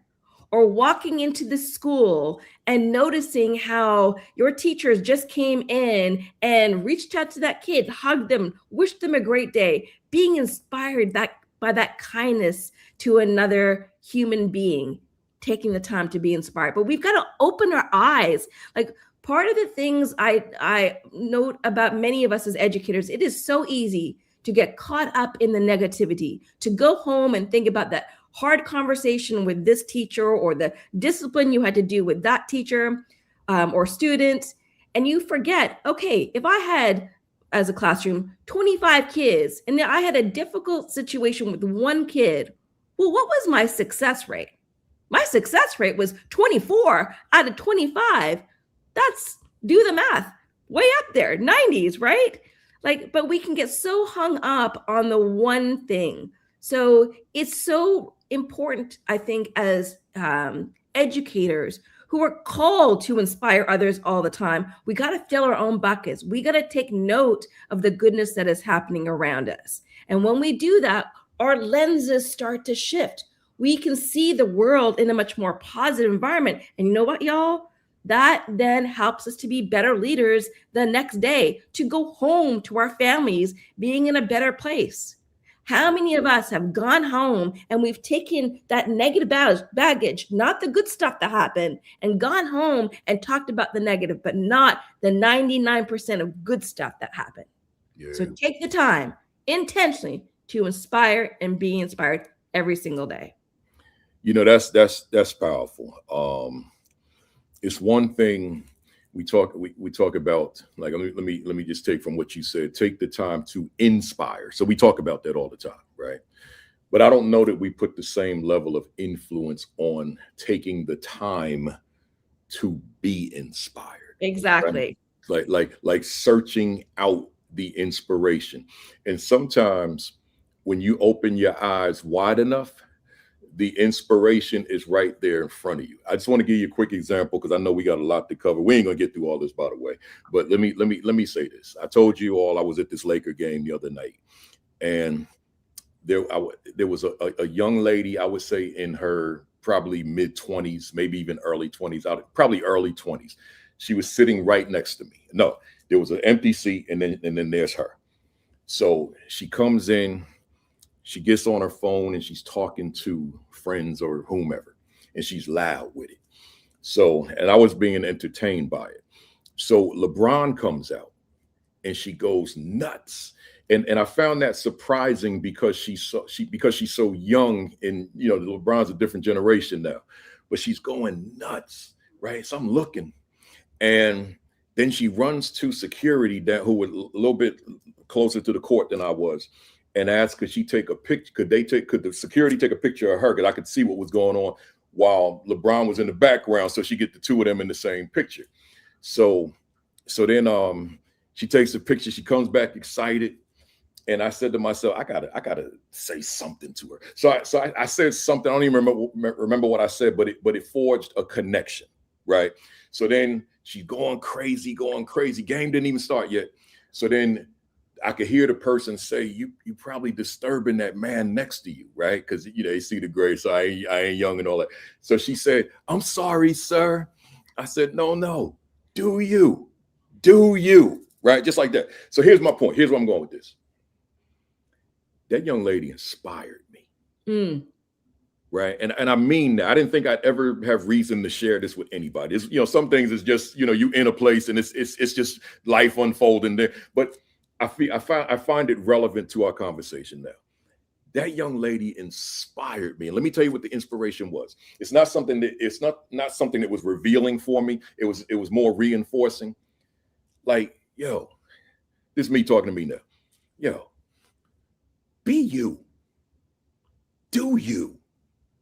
Right? I wasn't going to try to clamp her down. I mean, she was loud with it. But there's 20,000 people in the arena, so it was cool. But for some reason, there was an empty seat between the two of us, right? So she loud with, I'm sorry. So she looked at, I'm sorry, sir. I'm sorry. Right? I was like, no. Do you have fun, right? And she had fun, right? She didn't bring it down or nothing. And the lesson again, on the one hand, I felt inspired by watching her. I really did. But the lesson was again, do you. Be you. And I do me, man. I do. For people that follow me on social media, y'all know I'm living my best life right now. I really am. Right. And Bert, I will say, you notice, right? You took the time to notice. And the thing is, when you start to tell yourself, I need to notice what's going around me, let me watch what's happening, it becomes a habit. And just to go back to AI for a second, have you ever noticed, if you look up one thing one day, all of a sudden the next thing on your Instagram feed are 20 more of the same concept?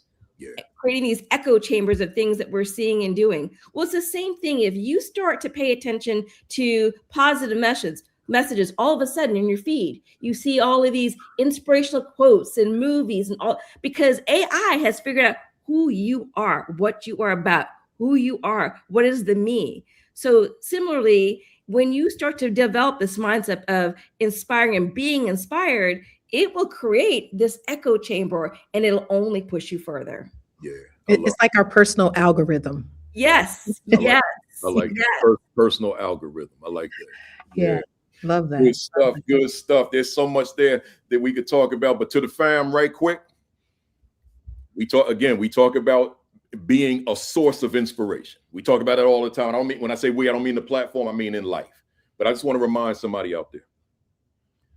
Be inspired. Search for it if you can't find it. If it's not in your immediate vicinity, it's somewhere, right? You got to look at yourself and ask yourself, what are the things that inspire me? You got to have that conversation and then find it and be inspired, be encouraged. Take your game to another level, whether it be your work game or your life game. But you got to be in. So there's got to be something that inspires you. This platform inspires me. That's why I don't miss a Saturday. 299 consecutive Saturdays. Oh man. While doing 2 hours of work in preparing. That's a lot of work, y'all. All right, let's go. Next one. Let's get to this next one. Here we go. And that was Dr. Besendorfer. And she said, teacher evaluation can be a wonderful way to learn about your teachers while giving them voice in the process, creating reflective practitioners. What are you saying to us? Well, I think you can tell by now I do things a little bit differently and think a little bit differently. And a lot of times teacher evaluation, when I was trained on what to do, was about I needed to judge what was going on in that classroom by this 20 minutes. And yet that was to reflect what had happened in a myriad of a length of time, right? That goes from the interactions of the hug in the hallway that Dr. Uswatte was talking about to what might have happened that might not have been a great thing, right?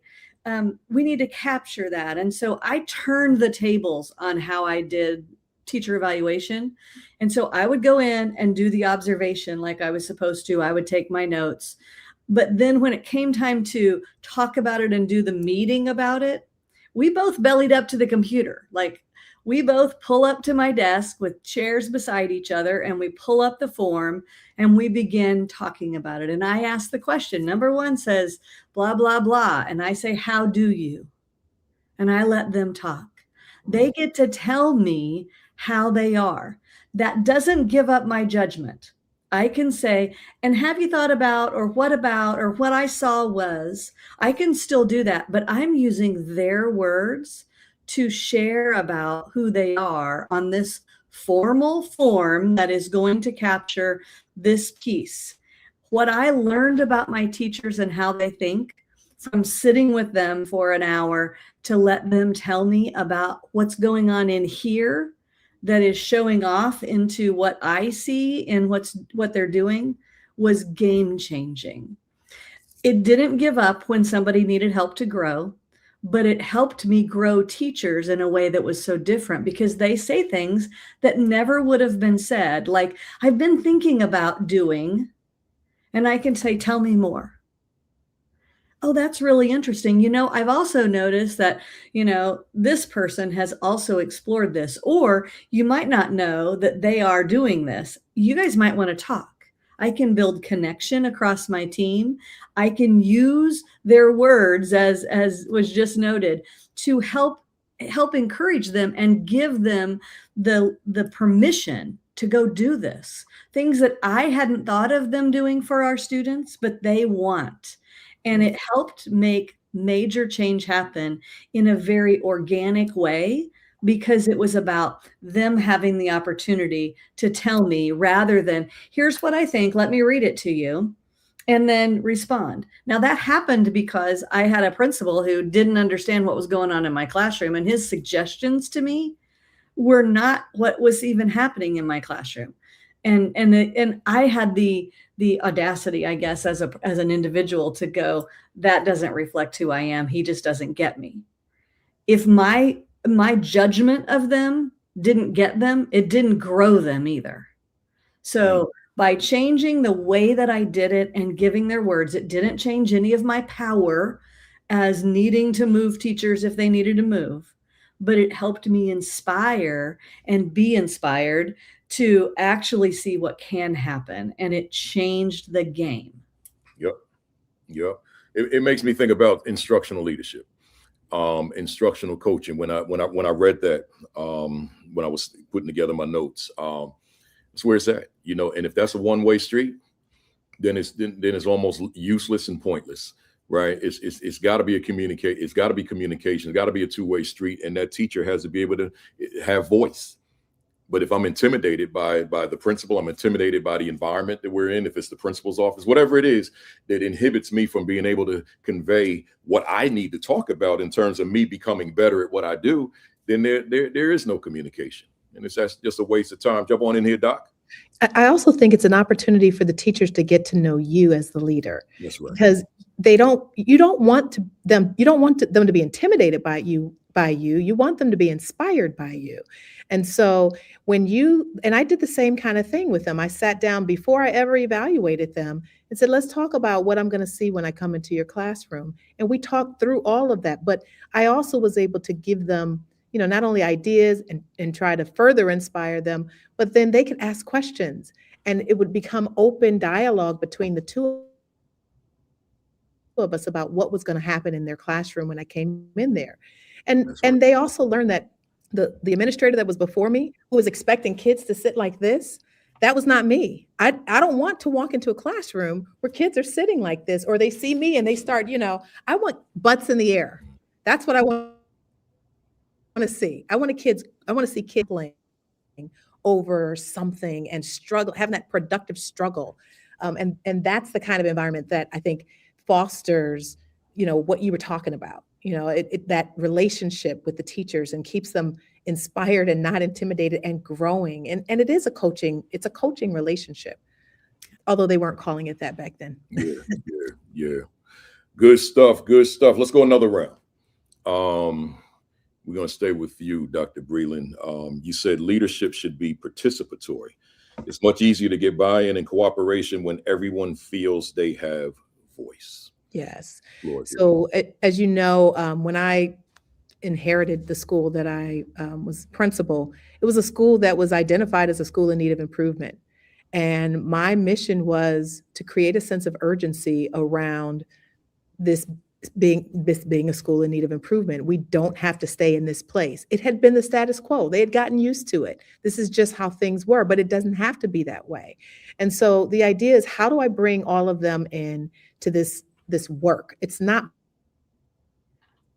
my work. Obviously, I have to lead, and I have to create the environment for them to be able to move forward, but they also have a voice. And so I would do things like put together panels of teachers in the building and say, okay, here's an issue we need to tackle. How do we address this? Here's another thing we need to tackle. How do we address this? We raise the bar, for every teacher. Like, this is the new expectation. Like I mentioned, when I come into a classroom, I expect students to be butts in the air, which means I don't want to see worksheets when I walk into a classroom. I want to see students who are thinking, and students who are having dialogue with one another and collaborating with one another. But that comes from including teachers in the whole planning process. So when we would plan out the school year, I'd bring them together in the summertime, and we would plan out the year together, and I'd bring them together throughout the year. And I would put the naysayers on that same committee, the ones who, would go behind the back talking, negatively. I'd put them on there too, because if they were a part of the planning and they were a part of developing the change that was going to happen in that building, they weren't going to work against me. And so they became a force moving us in the direction where eventually they all started seeing the challenges that we had as their challenge. Like, this is our challenge. These are our children.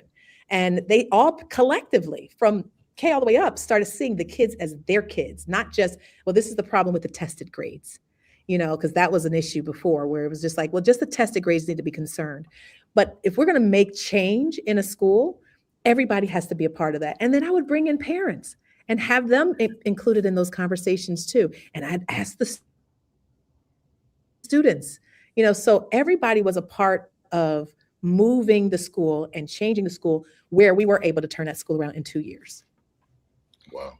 Can I add to that? Yeah.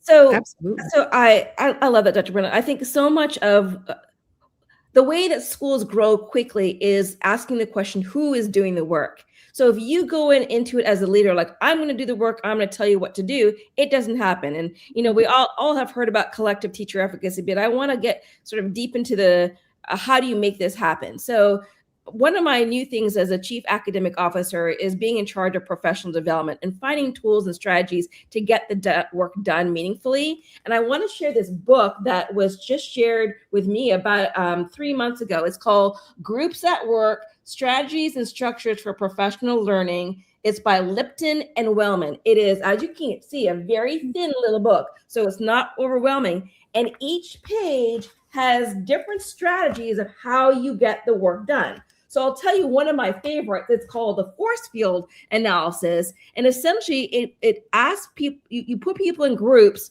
and you ask them, what are the driving forces? In other words, the pros to make this goal we want to happen. What are the restraining forces? In other words, the cons. And then you ask people to rate the value, 5 being like, this is a strong driving force, or 5, this is a really big restraining force, 1 being not such a big issue. And then you can see numerically which is stronger, your driving forces, your restraining forces. But it's a tool to get people to do the work and think collectively. So as an AP or principal, if you're like, man, I'm tired of just asking a question in a faculty meeting, expecting the work to actually get done, if you're looking for some strategies, again, I found that this book has so many really cool instructional moves to get the work done. So something for you. Again, it's called Groups at Work, a game changer. And he has some other ones too that are older, just because I'm older, Dill, that I can say that. So Bruce Wellman has really great tools about how to bring people together and to use collaborative structures to come up with decision making to do the kinds of things that you were talking about, Dr. Breland. So excellent stuff. Hey, Dr. Dill, put the author's name in the chat for me. I will do that right now. Appreciate it.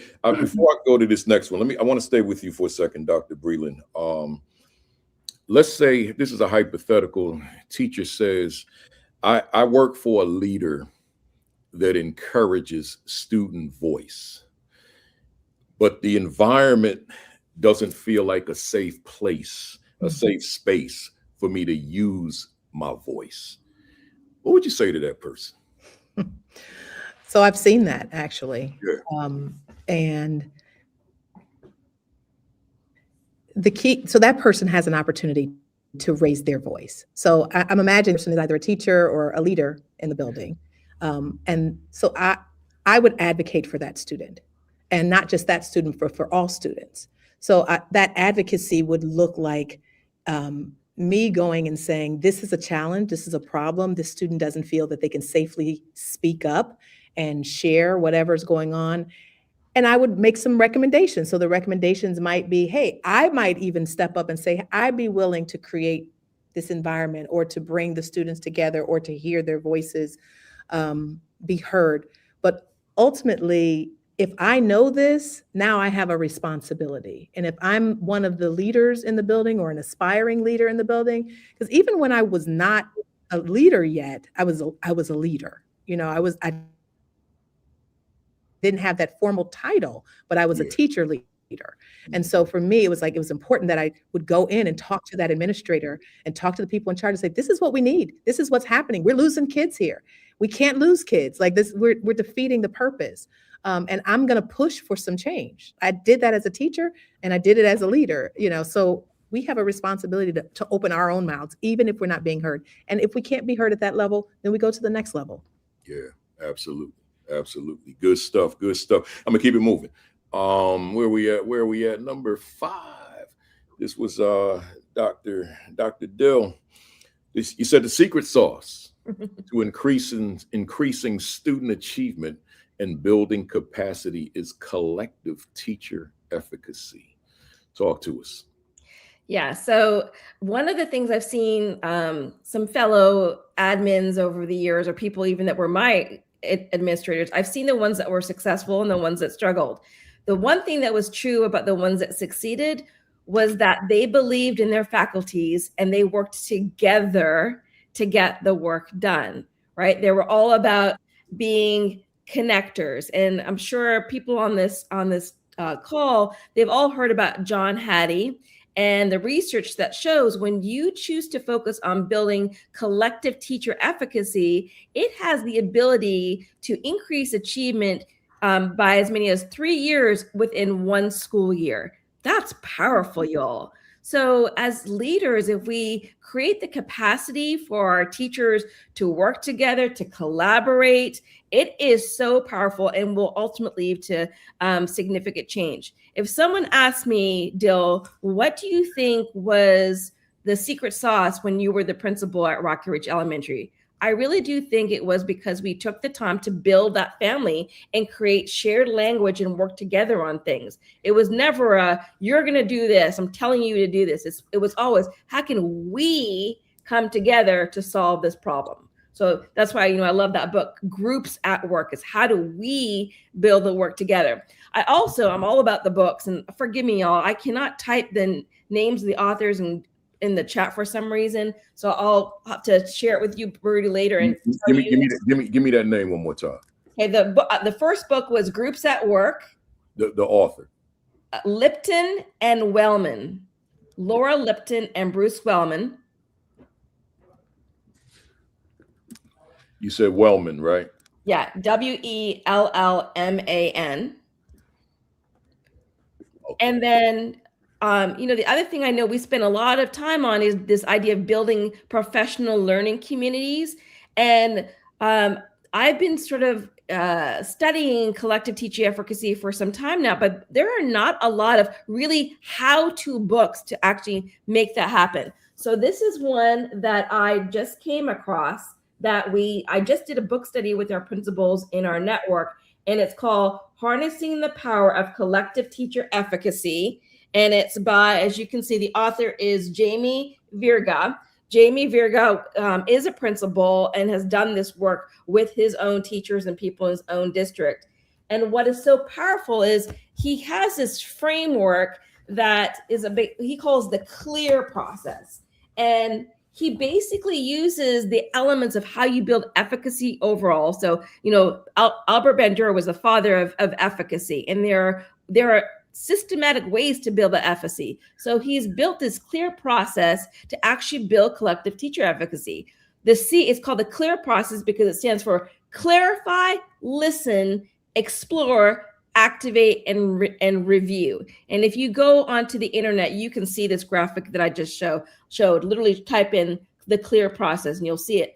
But the one I want to really talk about briefly right now is the one that he says is step one that has to happen throughout the process, that this is what I think we fail to do as leaders. And that is to clarify the why, the what, and the how throughout the process. Not at just the beginning, but throughout the process. If we don't know our why, if we don't know our what and how we're going to get that and always continue to go back to it, we're never going to get anywhere. So that clarifying along the way is so incredibly important. The second piece of thing, again, that we're supposed to do throughout is to listen. Sometimes we, ask our teachers, so how do you feel about this at the beginning? But we don't check in with them along the way. And he argues that as good leaders, we must clarify and listen throughout this process of the CLEAR framework. So if you're looking for, again, a tool to actually build collective teacher efficacy, I really strongly encourage you take a look at this particular book. It's interesting because I'm accustomed to hearing those three words together: the why, which is the purpose, the what, which I say is the mission, and the how is the plan, the strategy. But there's a word I've added in there over the years, and it's the where. Where are we going, right? What is the vision, right? And I can have vision as a separate category, but the reason I even throw that into this conversation is because I've learned over the years, the blessing of being able to do the work that I do, the what's next that I talked about in the monologue. And there are people in the building who are working hard in their classrooms, but there's no consistency in terms of the where we're going. So teacher may have her definition, but then next door, another phenomenal teacher has a totally different definition of where we're going. So there's no uniformity there with a staff in terms of where are we headed collectively.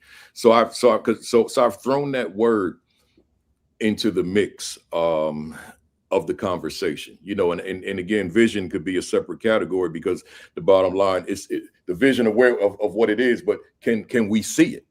Mm-hmm. Right. So I like to make that distinction. Like the principal may lead the effort in discussing the vision, but ultimately we all want to embrace it. So they're on board, have opportunity, have voice in terms of enhancing that vision. But can we really see it? Can we really conceptualize this thing? Or are we in some environment, some community, some neighborhood where I just cannot see this? This doesn't make sense to me. And then that falls on us, the leadership. That's all a part of this conversation, because if you're in that environment, and that's the environment that I've always worked, how do you shift the thinking of the staff that despite the environment, we're not a reflection of that? We're doing things, this is the mindset now, this is not me speaking for me, but we're doing things that are reflective of children who are born in wealth and privilege, that do not have the obstacles, challenges, pressures, demands that the children that attend the schools that I led and taught in have, right? So that vision, that where, because that why, that how, that what, and I know I took them out of sequence, they are critical. Critical. Yeah, yeah. And I would add for leaders, when is really important too. Yeah, the And when. the reason that I say that is because we may have done something before that failed, but we didn't have the same tools and the same things, and when can be now, because we kind of say, oh, we've already done that. We don't want to do that. So when can matter. But the other piece of when for leaders is really critical is, do we have the capacity? How much are we already doing? Just because we read about it or we attended, and listened into this and found a great idea, it may not be when for your staff right now, because you already have so many other things going. So we have to, as leaders, determine what is the capacity of our school staff and our people to be able to embrace this one more thing, so that we don't push them over the edge. Because in order for them to be the best for our students, they have to be able to have the time to do that. And so there's always great ideas out there. It just may not be when. Yeah, so let me dive in on that one, and then I'm gonna shut up, because we got to finish this round we in. So as we get to learn who our staff is, what they're comprised of, what they can tolerate, right? And we're growing and we're nurturing them. As you just said, that when has to be established.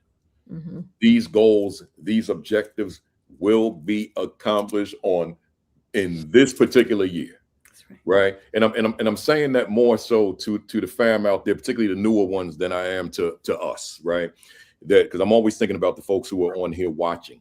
And if you're just in that school and there's no when to your work, then you just out there, right? But there's no deadline, so to speak, to say here's the target. We're going to accomplish this in 3 years. Right? In 2 years, whatever it is, depending on what it is, right? But there's got to be a when attached to the work that you do, everything you do. When are you going to be at a level that you feel I've grown?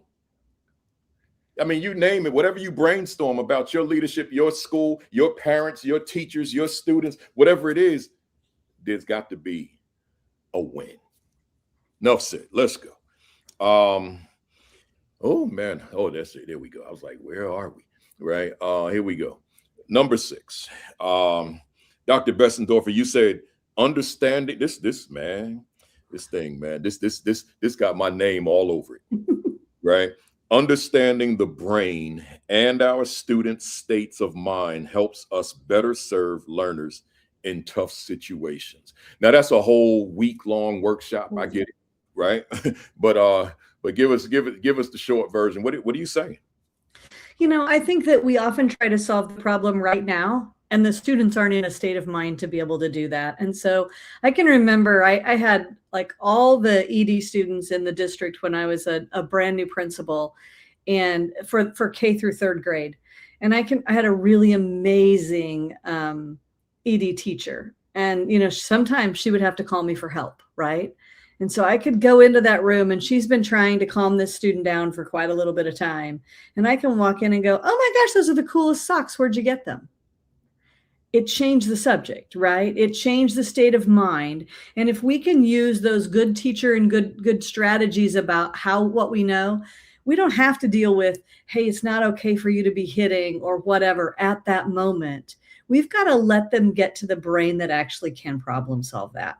I really appreciate the work of Eric Jensen. And, one of the things that I talk about a lot is about the Christmas tree lights he talks about. Like if you're mad at somebody, you can't remember anything they ever did for you that was good, because you've got one strand of Christmas tree lights on. And if they're stuck in that, they cannot problem solve. They can maybe give you the right words, but they're not thinking it. And so if we want to really solve problems with students about their behavior and different kinds of tough things, we have to make sure that they are mentally with us at that moment, or it won't matter the lecture, the conversation that we just had. We won't have really problem solved anything. And that it's as simple as that. Like, we have to be able to understand that side of it. And it may seem sometimes to our teachers to walk in the classroom and she's been struggling to the point that she needs to call me and then to talk about socks. She and I understood that. Like, that was a strategy for us. I could come in and take the subject and make it something totally different, that we get back to the subject at hand about you're not okay. And it's never going to be okay to do this or this. But we had to get from the situation where the kid didn't need to be in a really difficult situation in order to be able to problem solve that. And so I just love the concept of, it doesn't matter whether it's your spouse or your partner or whomever, it's the same for all of us, that the brain takes over. And if they're in fight or flight, we're not going to be working with them in a thinking brain. And so we need to be thinking about, how do we move forward and get to a problem solving brain? And it's important for us to realize that, because we have so much on our plates that it's just like, I just need to get this one done so I can get on to the next thing. I'm supposed to be over here. You can circle back. You can circle back. They can circle back when they have a thinking brain. So just know that that's important. Otherwise, you're wasting your time.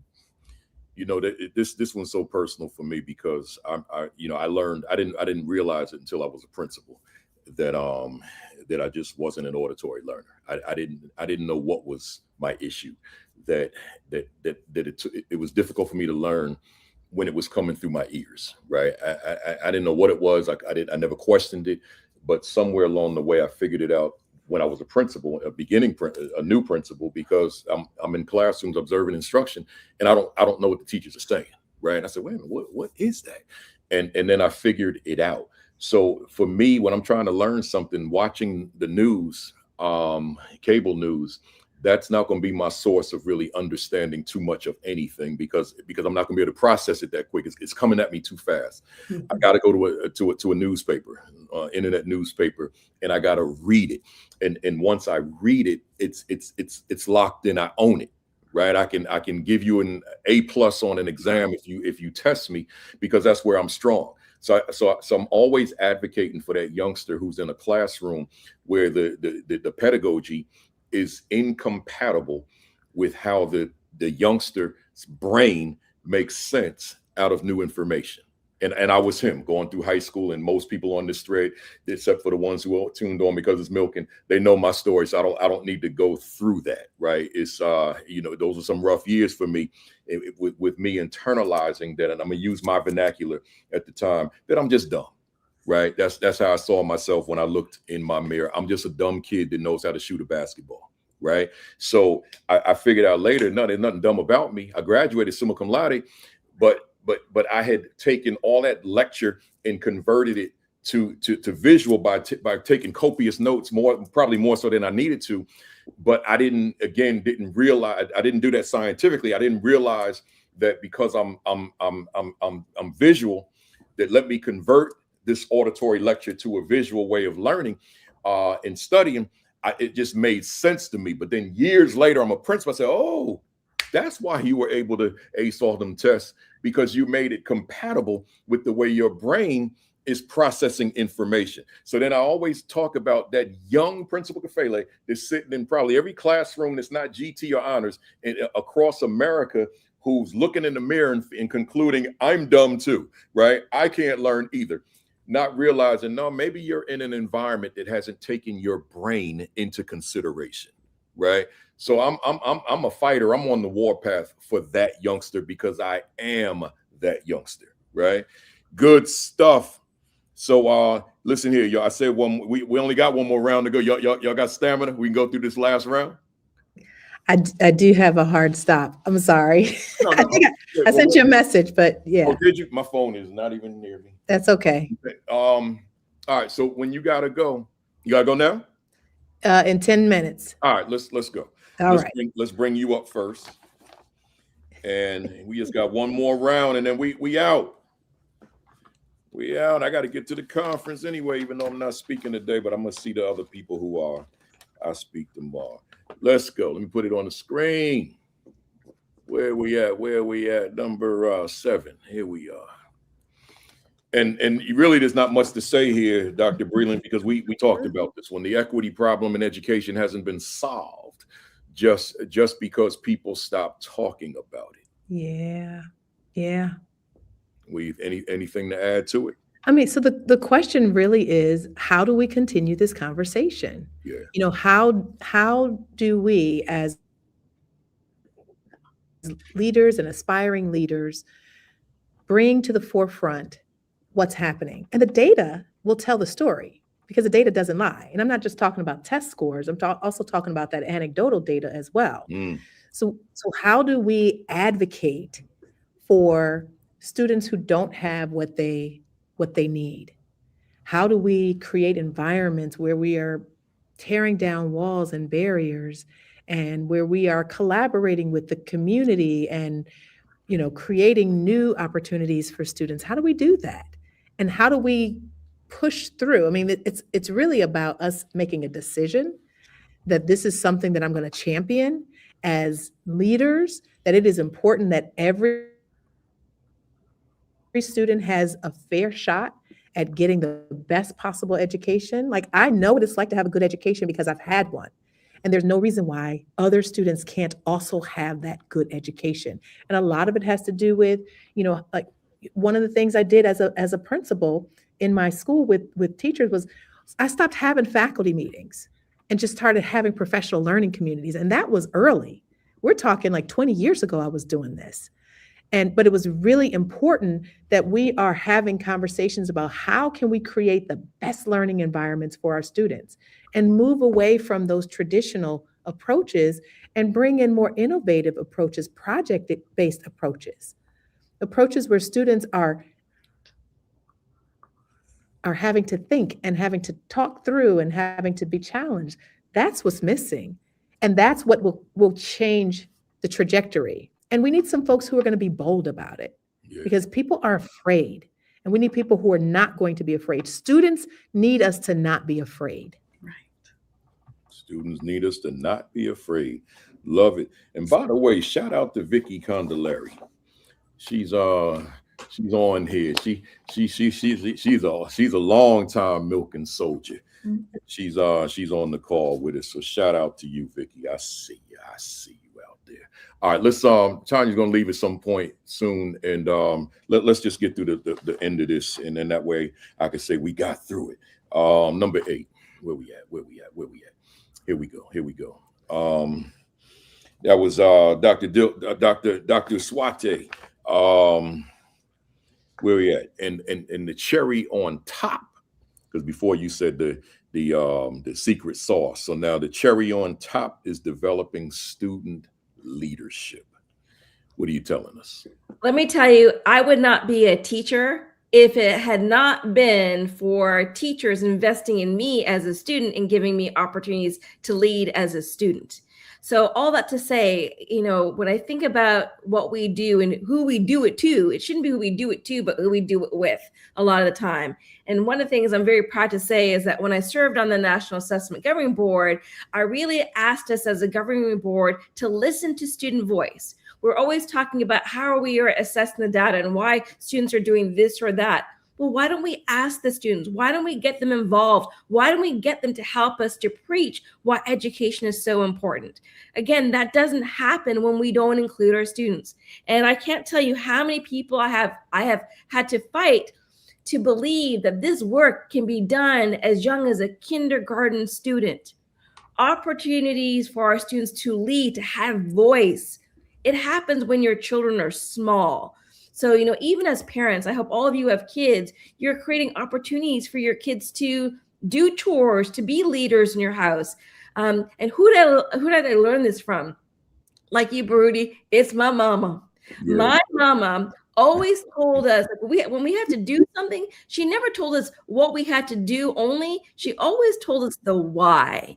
And even when my parents were making decisions about buying houses or investing, when we were as young as 5 and 8 years of age, They would bring us to the table to be a part of the conversation. Do you know how much that emboldened me as a young kid to believe, oh, I have a powerful voice?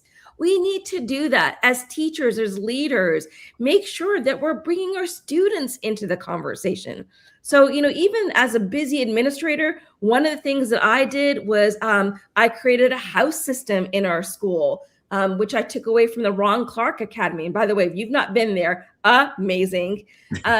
We created student leadership groups through this house system. And I personally led the house captains, if you will, who then led the 5th grade house leaders, who then led individual small families of students within the classroom. Y'all, this was a K-5 initiative where the students were leading the conversation. And you know what happened along the way? The teachers were inspired by these students who were creating the conversation and creating relationships with the kids from kindergarten to 5th grade. Our secret sauce, the cherry on top, are our students. Let's believe in our students and give them the platform to be leaders.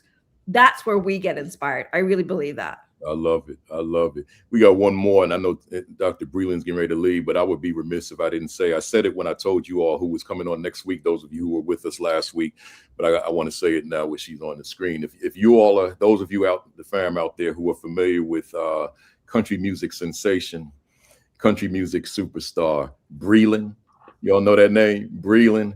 Well, Dr. Breland is his mother, right? So, yeah, so again, if you know Breland, country music sensation, his mom is on the call with us today, right? So I just want you to, what we call that a fun fact, right? So just wanted you all to know that,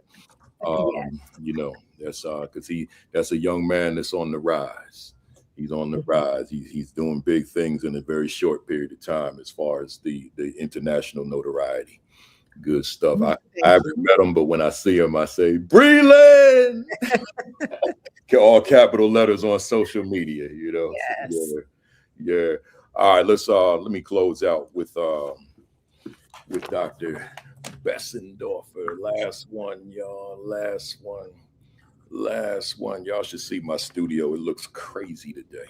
I'm stacked up on all these books because it wasn't high enough. I'm making sure I don't knock this computer over. It's a little crazy today, but we got through it.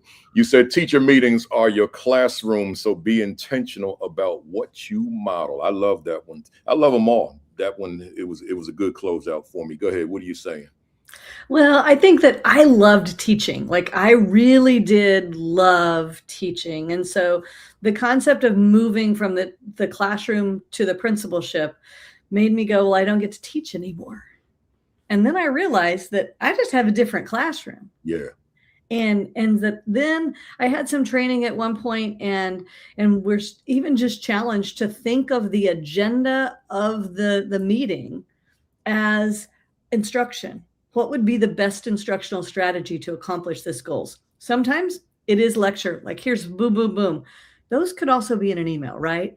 But then if there's really some problem solving or things that we need to discuss, how would we think that we should do that purposefully? So like, again, Bruce Wellman was somebody that I had all of my leadership teams, so the principal and their leadership teams trained with in Joplin before the tornado. So that would have been before 2011, probably about 2008 or 9. We had Bruce Wellman in town for 3 days of a deal to talk about how do you lead people through this kind of stuff. Back when talking about test scores and student achievement was a brand new thing, right?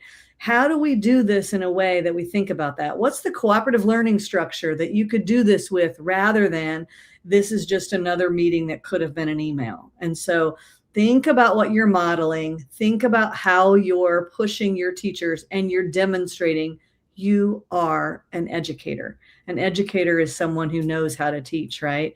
And that can do those kinds of things. So be intentional about what you're modeling for your teachers. Good stuff. Good stuff. Look here, y'all. We got through it, right? In 2 hours and 18 minutes. I appreciate y'all. Great stuff. Tonya's got to go. Dr. Breland's got to go. I'll talk to you soon. I'll talk about the conference one more time too. All right.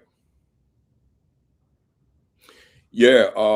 But let me applaud you for a job well done. Appreciate you as always. Let me get that off the screen. There we go. To the fam out there, you know what we do. If today's session resonated with you, if it was useful to you, if you can infuse or incorporate some of what you heard or much of what you heard, or if it was just good stuff, hit us up with your favorite emojis. A lot of y'all, you know, the old timers that been with us, you already knew that I do that and you already started. But those of you who are not familiar, hit us up with your favorite emojis like you see coming on the screen now. And that's the way we applaud our guests for a job well done. You know, too bad we can't get some sound and cheer and all that. Of course, I can use YouTube sound, but you know, in terms of from you all. But yeah, keep them coming, please keep them coming. You know, and I bring my little Louisville Slugger, my little miniature joint with me all the time. Bam, y'all hit it out the park every time you went to bat. I'm not wearing a Negro League jersey. This is actually a minor league jersey of back in the day on the Jersey City Giants, which was the farm team to the New York Giants, who became the San Francisco Giants. So, but this was the Jersey City team that played in a stadium not far from where I lived many years ago. That stadium is gone now, and now it's townhouses, right? But keep on bringing those emojis, keep bringing them on. Let me ask the two of you, do you do any consulting, that type of thing? Do you get out and do any consulting? Yes, but it's been a lot of free consulting. Let me ask you, you know, just give the folks your information in terms of how they can reach you, or if how they can follow you. Just whatever you'd want to give them, so that if they, you know, someone on here feels that they want to bring you out to talk to their staff or speak at their conference or their convocation or whatever it may be, give them that information. So Dr. Dill, you go first. Absolutely. First, let me just say this. As you mentioned in my bio, coaching and supporting others, being that connector, that is truly, like, you talk about what fires you up, that's what fires me off. So I really mean this when I say, if you would like to connect, please reach out to me. I think the symbols would just be email at this point, which is my first initial last name. And let's just go simple at yahoo.com. So it's DUSWATTE@yahoo.com. Hit me up, call me, Alabama, as we say around here, or email me. Literally, I would be so honored to speak with you further. I've been reading the conversation in the comments, and it's, you know, one of the things I'll say about the people with us, they've already chosen to be inspired, and I have no doubt the people on this call, they're going to take away one small nugget, because there was so many, but I have no doubt one thing will probably have resonated that is going to help them move forward when they hit the books on Monday or Tuesday. But yeah, please reach out. It really would be an honor to get to know some of your listeners a little bit better. Good stuff. Dr. Besendorfer. I would agree. Thanks for having me. It's been a great time. I'm always happy to kind of figure out how we can help grow better. My goal is that when I'm old and I'm in a nursing home, I can sit and say I was a teacher, and it takes all of us to protect this profession and keep it well that way. So you can reach me. You can find me as Angie Besendorfer on Facebook as well as LinkedIn. Those are probably, I'm out on Twitter too. I don't do as much there. But then email me. It's just Angie Besendorfer @gmail.com. So Angie, ANGIE, Besendorfer, BESENDORFER @gmail.com. And so pretty easy. I have a lot of people that I stay connected with. There's no reason why it can't be you. Good stuff. Good stuff. Hey, Dr. Dill, where's Val at, man? Where's Val? Val Foster said, give us that email one more time. Yeah. So again, it's first initial, last name, D as in dog, U as in umbrella, S as in Sam, W as in water, A as in apple, T as in Tom, T as in Tom, E as in Edward @yahoo.com. Can you tell I have to spell my name often? All right. And if you missed that, Val, just rewind it when we go off, and you'll have it there. And I want to close by saying, you know, thank you. This was great stuff, including Tonya. Good to have you all. I love these Milken Januaries. I don't have to use just January for Milken educators. We can do that anytime, but I just like to confine January to Milken January. Good stuff. Stay on while I close out, and then even when I go off, stay there so we can holler off mic for a quick second. A fam out there, appreciate you being here. And I know we go long, man. We go longer than most. We go 2 hours. It's a lot, but I know that a lot of you, a lot of folks, maybe some of you watch the video. We get far more views on the video than we do the live. So far more, thousands more. So that's fine. That's fine. And then I do an extra excerpt of the monologues. I'll be doing that in a few minutes and making that a separate reel as well. So next week will be a big one for me. I'm not doing anything celebratory. If I was going solo, I probably would, but it's regular Milken Saturday, but it's week number 300. That's big considering this was only supposed to be 18 weeks. So week number 300, I normally cap it off at 3 guests, but I needed this 4th one. So we're gonna have a big one. We got 4 guests coming on next week. They're all Milken educators. We got Asia Cunningham, who's on, this will be her 2nd time. We got Victoria Lightfoot.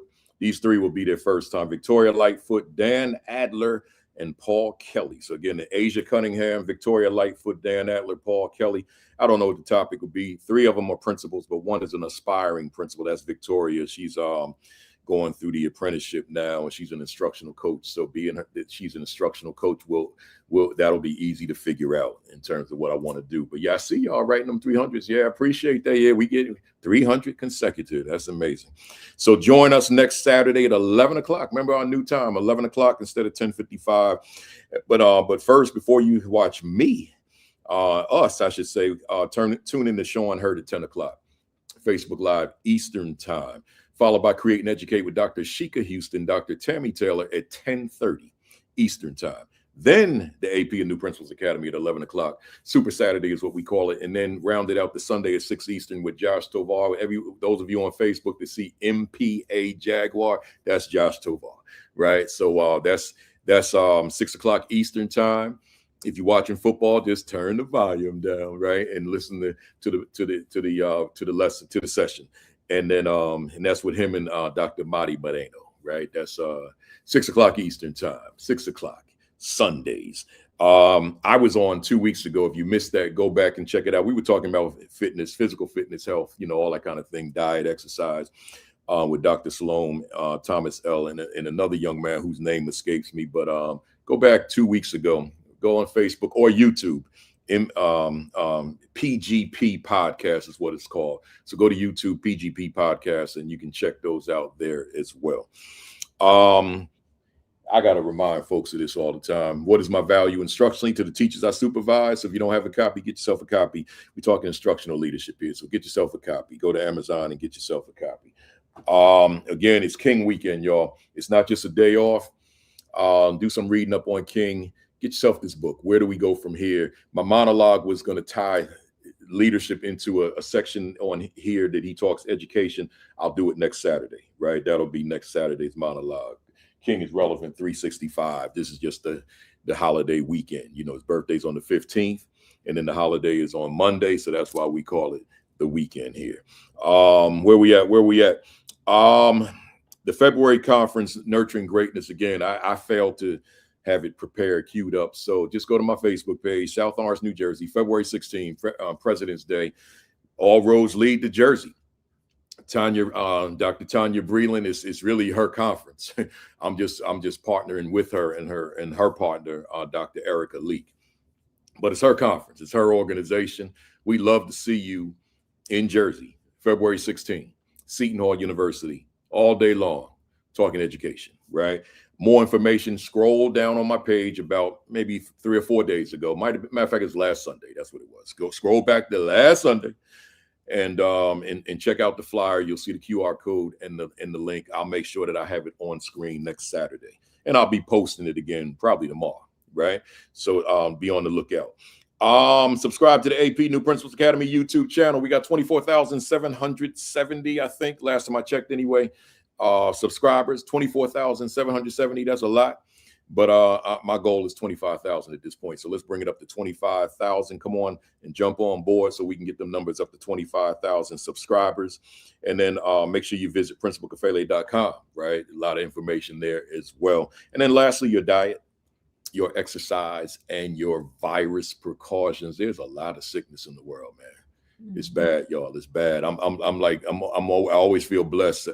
It's like, wow, we're in a space now where it's like, wow, I'm not sick. You know, I don't typically think that way. You know, like, oh wow, good, I'm not sick today, right? But now it's like, you know, especially being on these airplanes, right? But you know, just do what you got to do to take care of yourselves. That's important. So with that being said, folks, I will see you next Saturday. I see you, Vicky. Vicky's still here, man. I appreciate you, Vicky Condelari. Good to see you. Shout out to you twice now, right? That's one of our Milken sisters. She's been milking for a long time. I don't know the year, but I know she's been milking for a minute now, right? So folks, thanks for being here. So going forward, have a great week. Have an extraordinary week. Have your best week yet. Peace. Flip it. Peace. Thumbs up. Cock that fist back all the way as far as you can. Count to 3 with me. 1, 2, 3. Here we go. Bam! I'll see you next Saturday for week 300. You better tell somebody. 300 consecutive. We haven't missed a Saturday.